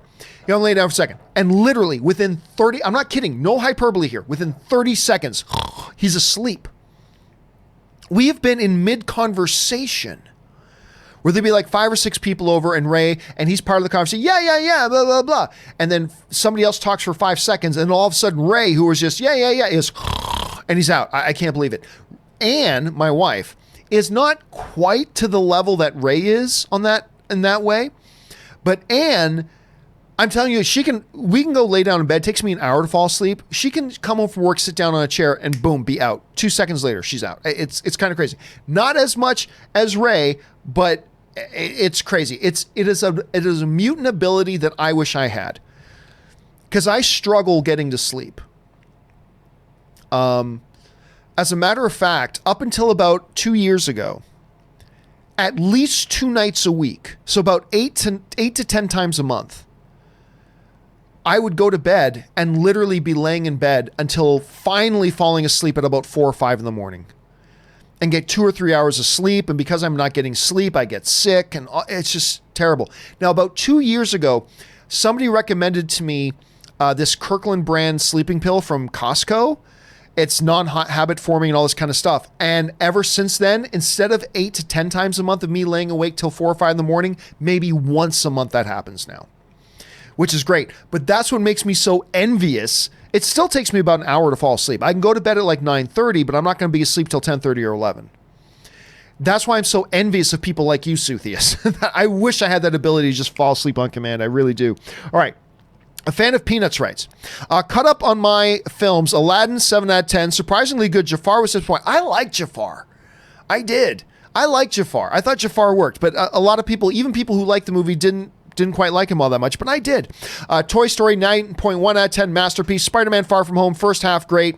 8.2 out of 10. Yeah, I don't give scores to anything anymore because they mean different things to different people, but it sounds like you've enjoyed all of them. And yeah, it's been a nice little stretch of films because this summer has had a number of disappointing films. I just saw Stuber, for example. Crawl's great, by the way.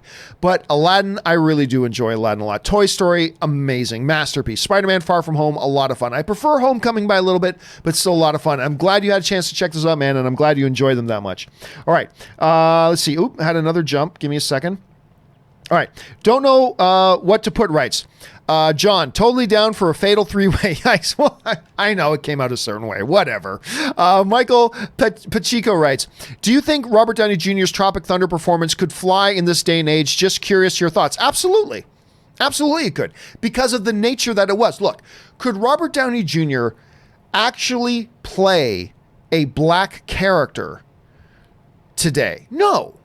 Obviously not. With blackface and everything. No, of course not. But that's not what his character in Tropic Thunder was. That was the joke. The joke was that he was doing a character doing that. And yes, I do completely think that would completely work today. I don't see any reason why that wouldn't work today. Understanding what they were doing with the character and how they were doing and what that character was, it completely makes it workable. So yes, I totally believe he could. And by the way, let's not pretend like Tropic Thunder came out in 1984. Tropic Thunder is still a relatively recent film. So it's not like back in my day, like it's not like it was all that long ago. It's not that old of a movie. So yes, I do think he could totally do it today. I really do. All right. Matthew Grant writes, I believe Tracy Lords was porn to main film actor. You know what? I think you're right. I think she might have been the first. I totally forgot about her. I think that's probably the first mainstream one that did that. So I think you're right about that. Suthius writes, Sybil Kikili, who played Shay in Game of Thrones, came from the adult film business. Don't ask me how I know. I can't even remember who that is off the top of my head. Let me see if I can find this person. Hold on a second.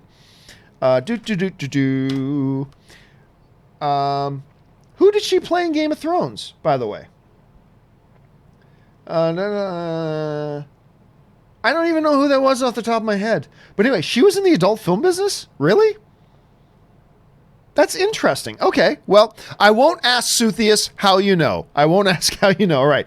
Michael Rajpal writes, what's your favorite film commentary? Honestly, two of them, first of all, while I do not like the prequels, the bonus feature stuff and all the behind the scenes stuff on the DVDs of the Star Wars prequels are fan-effing-tastic. So good. I don't like the prequels, but man, I could watch the bonus features and the behind the scenes and the making of stuff on their DVDs all day. All day. It's fascinating. Absolutely fascinating stuff, and I love it. I'd say that Peter Jackson's Lord of the Rings commentaries are up there, but honestly, I think we were talking about a little bit earlier about Mel Gibson, and I think his commentary on Braveheart, I think Mel Gibson's director's commentary on Braveheart might be my favorite. Suthius writes, I didn't mind 2011's The Thing. I love the mythology of the alien having the ability to assimilate. The body horror transitions were cool and freaky. Hold on a second. Was that 2011? You just really? Because if we're talking about the same movie here, I would have guessed that movie came out in like 2014. Is it that old already? It is that old. That was 2011. Holy crap. If you had asked me, seriously, if you just asked me, hey, when did that last version of The Thing come out? I would have instantly said probably 2014. If you said, when did that one with Mary Elizabeth Winstead come out? I would have said 2014. It was 2011? Oh my God. You're right. And I didn't mind it either. I didn't really like it, but I didn't mind it. I didn't mind it. Okay. Luke Thyrocker says Skywalker. Luke Thyrocker, okay, writes, favorite movie from a star that isn't their best known. Example, Running Man with Arnold is one of my favorites. Oh, I don't know, man. It's a great question, but that's not one I can think of off the top of my head. Yeah, sorry. I can't just think that one off the top of my head. I'd have to sit down and really think about it. And I think it's a fabulous question. I think that's a great question, but I can't pull one off the top of my head. Now, let's not pretend like Running Man isn't a very famous Arnold Schwarzenegger movie. It is. Now, it's not as well known as, I don't know, say Conan the Barbarian or Terminator, but Running Man's a pretty famous one. You know what? Okay, here's one off the top of my head. And again, don't stick me to this one, because if I had time to actually sit down and work through it, I might come up with 20 better examples. But here's one. In the vein of Arnold Schwarzenegger, Sylvester Stallone's Oscar. Sylvester Stallone, you've heard me talk about this movie a couple times, but Sylvester Stallone has this little movie that I can't remember what year it came out in, but with Marissa Tomei is in it, by the way, and it's called Oscar. He plays a gangster called Snaps Provolone. And I'm not going to say it's my favorite Sylvester Stallone movie of all time, but it's up there. So that's one I'll pull out of my hat right now, is Oscar. And I know a lot of people have never seen it. If you get a chance, watch it. I think it's hilarious. Okay. David Goldstein writes, what kind of setup do you have for watching TV? I got a 75-inch. Right now, I just recently got a new TV because it was on sale for like $600. But first new TV I've bought in like 6 years. But I've got this 75-inch 4K TV above the fireplace with, instead, I don't have a surround sound. I don't put a lot of value in those. I just bought a really, really good Sony sound bar that gives me with a subwoofer down the floor. That gives me fantastic sound. Absolutely fantastic sound. I love it. So I'm really happy with the setup that I have. Ben Rayner writes, still waiting for my Aunt May movie, 5 years maybe. Yeah. You know what? Don't laugh. With the popularity of hot Aunt May and how hot Marissa Tomei is right now, don't be shocked if we do actually at some point get that standalone Aunt May movie. Alex Summers writes, your thoughts on Inner Space starring Martin Short? I think it's hilarious and the visuals are out of this world. I rarely hear people talk about it. I really liked Inner Space, and it's not the guy I always confused with Kurt Russell. The guy who was married to hold on a second, let me just pull it up. And he was just in the dog movie. Dennis Quaid. Sorry, before it pops up here. Sorry. Now I remember it. Okay. Yeah. So, Dennis Quaid, Martin Short, Meg Ryan. Maybe that's where they got married. I was going to say, the guy who was married to Meg Ryan. Kevin McCarthy was in that. I totally forgot about that. And Robert Picardo was in that? The guy who played the Doctor in Voyager?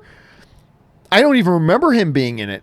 Anyway, when I was a kid, yeah, I loved Inner Space as a kid. I got to admit, it's been a long time since I've seen it. Even though Martin Short, who went to school in my hometown, by the way, Hamilton, Ontario, Canada, shout out to Martin Short for that. It's been a long time since I've seen it, but I remember watching it and adoring it as a kid. I remember Family Guy even did an episode kind of spoofing it a little bit. Yeah, I remember liking it. I've remembered always liking it. But then again, like I said, it's probably been at least 15, maybe 20 years since I've seen it. Maybe it might have been 20 years since I've seen it. So I can't speak to it directly, but I do remember always liking it as a kid. All right. Louis Dudash writes, what are your thoughts on the Book of Eli? I liked it. Now, it didn't end up in, I don't know that it ended up in my top 10 films of the year, but I remember that I quite enjoyed it. And that's a Denzel movie that's just kind of came and went. And nobody really talks about it anymore, but Lewis, I actually quite liked it. Let's see, then Lewis sends in a super chat. Thank you so much for that, Lewis. Valhalla Erickson writes, I believe the multiverse in the MCU is as acceptable as other ridiculous concepts already introduced, as long as it's executed well enough. The reason I have a bigger problem with multiverse than other ludicrous, fantastical things you can bring into these comic book movies is because it's lazy. Time travel and multiverse, to me, are the bottom of the bag, completely lowest hanging fruit, ultimate laziness in world building. Because as I've said before about, for instance, about time travel, there is no problem in any movie that can't be solved with time travel. Any problem you bring up in any movie can be solved with time travel. It's a very, very lazy man's plot device. Now, that's not to say there aren't excellent movies that utilize time travel. There are some that did. As a Star Trek Voyage Home is a great example of that. Obviously, Back to the Future. But to me, it's a lazy man's plot device. And multiverse, much for the same reason. It's like, oh, we can't figure out how to bring Gamora back without just saying she resurrects from the dead because she wouldn't come back with the snap because she died outside the snap. I know! An alternate multiverse Gamora! So bottom line is Gamora's back. They just use another way to do it. When they bring Iron Man back, when they bring Robert Downey Jr. back, whether it's 3 years from now, 5 years from now, whatever, it'll be multiverse nonsense. It's just, to me, that's the reason why you can have other ridiculous sounding, fantastical things that can work quite fine in comic book movies, and I can enjoy them in comic book movies. The reason I particularly don't like time travel or multiverse stuff is because it's lazy. It's ultimately lazy, and it doesn't hold writers and filmmakers accountable for the decisions they make. Because they can say, ooh, we killed Gamora in Infinity War. Wasn't that powerful? Wasn't that amazing? And yet it wasn't gutsy for them to kill Gamora because they just brought her back again. The very next movie, they just brought her back. So it makes things like multiverse and time travel removes any consequences and any accountability to filmmakers and writers for the story decisions they make. There's no such thing as a bold decision anymore. There's no such thing as a bold decision anymore because you can just undo it like that with multiverse and time travel nonsense. And again, they're bottom low-hanging fruit to me. Again, that's not to say there aren't excellent examples of the way time travel or multiverse has been used. Of course there are. But just overall, I would much rather my comic book movies stay away from that stuff because it's lazy and it removes all consequences. It removes all consequences. Oh, look at the way Loki died in Infinity War, dying while trying to save his brother, and he died doing, wow, bold, creative decision making. That was gutsy to kill Loki. Oh, no, they didn't. He's back. Just as another timeline, alternate dimension Loki. But no, Loki's back. They just undid it. So there is no such thing as a bold storytelling decision anymore. Right? Anyway, but I can go on and on about that. But that's why it doesn't work for me. That's not to say that nobody else should like it. No, I'm not saying that at all. I'm just saying that's why it's a particular thorn in my ass when we start talking about that stuff. Because it just undoes great stuff, and things that would have been bold decisions are now completely undone. It means there's no accountability, there's no consequences. Whatever you do now in a comic book movie doesn't matter because the next movie is going to be completely undone. And that's why I don't like that stuff, but it's just me. All right, Lewis Dash sends in another super chat. Thank you, Lewis. Appreciate that. Michael Pacheco writes, thoughts on Always Sunny, my favorite comedy. I've only ever watched like 2 or 3 episodes, to be honest with you. I don't watch a ton of television, but that's probably the most famous show that everybody tells me I should watch that I never ever got around to watching, so I really don't have anything to put on it, unfortunately. Anthony R. writes, I love Nintendo and Mario Kart, but you need to get Crash Team Racing for PS4. Crash Bandicoot series is awesome overall. Maybe I'll try that sometime. We're going to play a little Mario Party tonight, so I'm excited about that. And I do love Mario Kart. I love Mario Kart. Ever since the old Nintendo system days, I've loved it, and now I've got it on the Nintendo Switch, so I do love me some Mario Kart. But I've never tried Team Crash Race or Crash Team Racing. I never tried it. I will have to pick it up and give it a shot. Thanks for the recommendation, Anthony. Anthony Irvin writes, have you ever seen any Troma Lloyd Kaufman? Oh, yes, I have. Yep. Poultrygeist, Tromeo and Juliet, obviously, there's the original. Why am I freezing on their main guy? Why am I freezing on their main guy? Not Swamp Thing. Why am I freezing on his name? Anyway, yep, I've seen a bunch of Troma stuff, man. It is wacky stuff. That's where James Gunn comes from. James Gunn comes out of Troma. I've actually had, by the way, back in the day when I was still doing Movie Blog and I was doing my show Movie Blog Uncut, I had Lloyd Kaufman come into studio. I had Lloyd Kaufman in studio to do a show with me once. That was a great experience. I still have that up on YouTube. I'll share that on social media the time I had Lloyd Kaufman in the studio, because that was a great time. John Lennon writes, "Hey, John, what 1993 movie do you like better, In the Line of Fire or The Fugitive?" Look, In the Line of Fire is a very good film. Line of Fire is a very good film. But The Fugitive, that's a top 20. To me, that's a top 20 all time. Fugitive is actually, to me, a top 20 film of all time. Maybe top 30. At worst, top 30, though.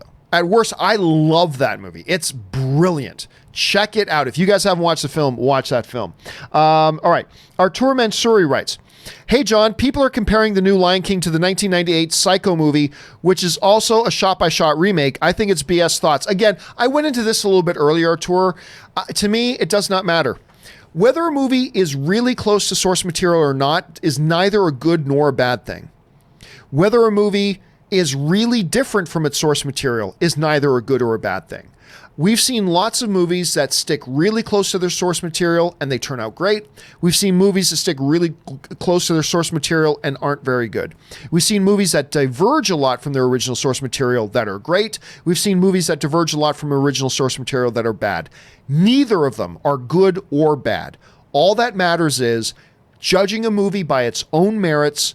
Separate whatever the source material is and just look at a movie based on its own merits. Is it a good, entertaining time to watch?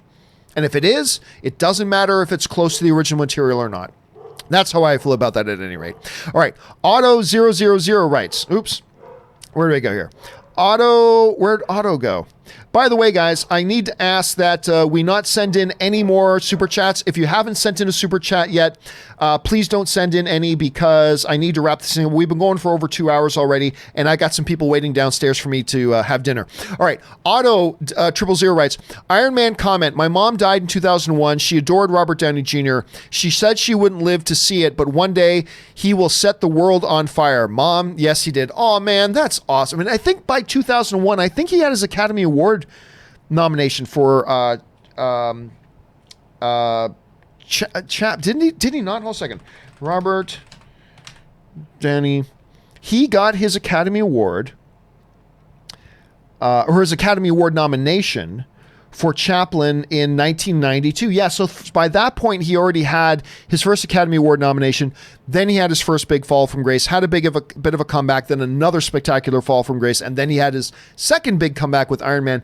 And that's a really nice story. My mom saying, but one day he will set the world on fire, and absolutely he did as Iron Man. We'll see if he can have any really sustained success outside of Iron Man. I think that's a little bit of a question mark, but I mean, just look at what he did with his career after that point. That's amazing. That's a really good story, Otto. Thank you for sharing that. All right, S-Beam writes, Daphne, it must have cost a fortune. Frasier, yes, ironically, this is now the most expensive piece of furniture in the entire apartment. Blasey Boy episode. I don't know the episode. I remember I love Frasier. Love Frasier, but I can't tell you the name of the episodes. And it's been Frasier's been off the air for a long time, but it is always worth bringing up a Frasier. I loved all the main characters. Niles, I thought, was one of the best secondary characters in a show ever. I loved the relationship between Frasier and Niles. Daphne was a great character. I loved that show. I really did. All right, Jacob Jensen sends in a $1 super chat. Thank you, Jacob. Jacob Silvers writes, when I saw Aladdin, there was this little girl a couple seats down from us, and she was terrified of Jafar. She would always sit in her mom's lap when he was on screen. See, one of the things, now, a lot of people who even like the new Aladdin movie, and I'm going to assume you're talking about the new one, not the original animated one. Even people who like the movie seem, as somebody just mentioned a little further up, didn't seem to dig him. And I thought he did work. See, in the original Aladdin animated, because it's cartoon, you can get away with making him very villainous. You can get away with that because animated. I thought going into the movie that if you're going to do Jafar, you got to make him a little bit more subtle than that. He can't be clearly a villain on first sight, like the way he's drawn in the animated film. Like in the animated film, the Sultan has to be the biggest idiot in the world not to realize that Jafar is a villain. You have to do a little bit more subtle than that. And I kind of really liked the way he did it, and I still thought he was scary. I thought there was a fear factor in the subtlety of the character. And so, you know what? Me and that little girl got that in common. So me and the little girl have that in common, Jacob. Thanks for sharing the story. I like that. Just Plain Steve writes, as a huge collector of Marvel Legends, I've always wondered what Anne does for Hasbro. Does she ever get to work San Diego Comics? She has. She does go to and works the, she'll go and work at the display, what do you call it? The booth for Hasbro there as well. Hasbro always shows big there. Yeah. And she's there. She works it quite often. I don't know if she's doing it this year or not, to be honest. Anne is the senior project manager for Hasbro. That's for the girls division. She's the senior project manager for the girls division there. And, she loves working at Hasbro. She takes these big properties and she oversees everything from concept to execution and delivery to the vendors. She's part of the entire process. That's why I was kind of interested in thinking about taking project management myself, because of what Anne does. And Anne's great at her job. All right. Anyway, thanks for asking about that. Edgar Navarro writes, just got out of Stuber. It wasn't bad, but not good. I actually did think it was bad. Not horrible. Not the worst thing. It's got some upside. There's some good laughs in it, but just not enough for me. I was hoping for more. Don't know what to put. Writes, I listened to Snyder Cut Talk to fall asleep quickly. I'm getting to that point too. I think it's finally going to die. Probably in the next 6 months, I think it's going to die. At least I hope it does. Kevin King writes, in the next Spider-Man, I believe they will allow Peter to come into his own and ditch the whole Iron Man Jr. stuff. They have been building up for it. I hope so. Because Spider-Man is cool without needing an Iron Man costume. Spider-Man is completely good enough on his own. And I hope you're right, Kevin. So you and me will keep the candle lit and hope that's the direction they go in. At least I hope they do. David Goldstein writes, how did you get your crew when you started AMC? Well, I mean, my first crew with AMC, I started with a couple of people that I inherited. So when AMC first was launching their online thing, remember, we didn't start with video. We started just as an online blog and we were going to build towards video. So they hired me to be the head of it, but they hired two other people to work with me as my staff that they hired. So they weren't my hires, although I did like them both. I did. Now, as we evolved that and we started getting to video, I had this guy named George Rausch who worked for a website at one point called, it was called Latino Review, I believe it was called. And I had met George and I liked George and I thought he was good at that. And then as we started getting more into video, I already knew Roth Cornett through Dennis Zen. And I've always thought Roth is a hyper talented, very intelligent, great person. And she was great on camera. So my first real hire was going to get Dennis Zen. And well, first it was actually Roth, but then I brought in Dennis Zen. He was the first guy that I really pursued. It's like, because I would work with Dennis for years before that. And I think Dennis, I've got all the respect in the world for Dennis. And so then I brought him in and then it just kind of evolved from there. Now I can't sit here and tell you the hour-long story of it, but that's where it started. That's how it started. All right. Suthius writes, okay, one last for the night. I don't care what anyone says. I like Will Smith's Wild Wild West, guilty pleasure, sure. And I love the song. Well, I mean, I love the original Kool Moe Dee Wild Wild West, Wild Wild West. Bonus points to you guys who know Kool Moe Dee's version of Wild Wild West. Anyway, I wish I was with you. I do not like Will Smith's Wild Wild West, but that's why we have guilty pleasure movies, my friend. I've got them as well. You've got yours, and God bless you for having yours. All right, Just Plain Steve writes, Robert Picardo was the cowboy in Inner Space. I don't remember him in it. As I said, it's probably been at least 20 years since I've seen it, but it's the doctor from Voyager. That's what I'll always know him as. Iron Man 109 writes, Tropic Thunder is my favorite movie commentary because Robert Downey Jr. stayed in character. Like he said, you know what? Okay, that I got to see because I never saw the director's commentary. I had no idea. Robert Downey Jr., are you being serious or you pull my chain? Does Robert Downey Jr. actually do a DVD commentary in character from the movie? Because that's one of the greatest sounding things I've ever heard. Now I've got to go get a DVD of it just so I can hear that because that sounds awesome. All right, Movie Man writes, did Mufasa's death scene in this version just as emotional to you as in the 1994 version? Yes. I think so completely. I heard a lot of weeping in the theater. Both times I've seen Lion King so far, there's a lot of weeping, including the one woman behind me the one time going, "No, God, no." I'm not kidding, like yelling out loud audibly, "No, God, no." It was, so I think so, yes. I think so, yes. Others may disagree, and that's cool, but if you're asking me, I believe so, yes. Go see this movie. Again, Man of Steel and Lion King. Two movies that I absolutely adore, and the critics just don't give it the love that I think it deserves. I love this film. And I thought all the critics were going to love Man of Steel when I saw it, and they didn't. I thought all the critics were going to love Lion King when I first saw it, and they don't. So, you know what? It is what it is. Michael Pacheco writes, and we just, the last couple of questions, guys. Ever seen Peaky Blinders? Great cast, Tom Hardy. I did. I tried to, look, everybody was telling me about Peaky Blinders. So I sat down and I watched the first 3 episodes, and I just couldn't get into it. I wanted to because everybody said how great it was, but it just didn't click for me. It didn't work for me, unfortunately. So I tapped out on it after about 3 episodes. Valhalla Erickson writes, thoughts on Cobra Kai series? I think it's terrible. I'm the only person in the world that thinks it's terrible. I'm also the only person in this house that thinks it's terrible because Kaori and Ann are downstairs and they both love Cobra Kai. And I was excited for Cobra Kai, but it didn't work for me, unfortunately. So another show I tapped out on. I can't watch it anymore. Captain Mexico writes, I didn't realize the kid that plays evil Superman in Brightburn was also the kid Ant-Man in the first time travel scene in Endgame. Did you catch it? Yeah, we've talked about that a few times on the show. Because I remember, because when I saw Endgame, I had already seen the trailers for Brightburn. I'm like, oh, wait a minute, why'd that kid look familiar? And I knew he looked familiar. But then it was somebody brought it up on the show like a while ago. Somebody brought it up on the show a while ago. You know, that was the kid from that. I'm like, that's why he looks so familiar. That's why he looks so familiar. Brightburn, another one that's a bit of a disappointment to me. I was very, very stoked. You guys who watch the show, you know how excited I was for Brightburn. I wanted to love it and just, unfortunately, didn't quite do it for me. And then finally, Eduardo Neal writes, is it okay to talk spoilers on Lion King? No. Because there are things, and despite everybody says this is just a shot-for-shot remake of Lion King, it's not. There are a number of things that are different in this film, particularly a lot of lines and dialogue that are different in this film than they are from the original animated, so no.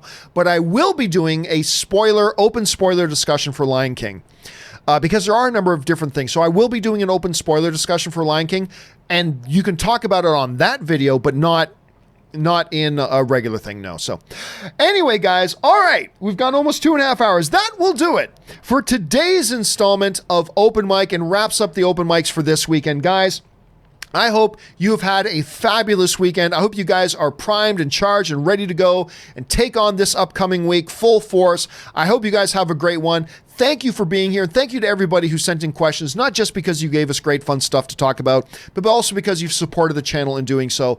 And I thank you for that very much. Great to have you guys here. Don't forget, me and Robert will be here tomorrow for the John Campea Show. Chris won't be joining us because her and her husband are off on vacation right now, but it'll be me and Robert tomorrow morning for the John Campea Show. Make sure you guys join us then.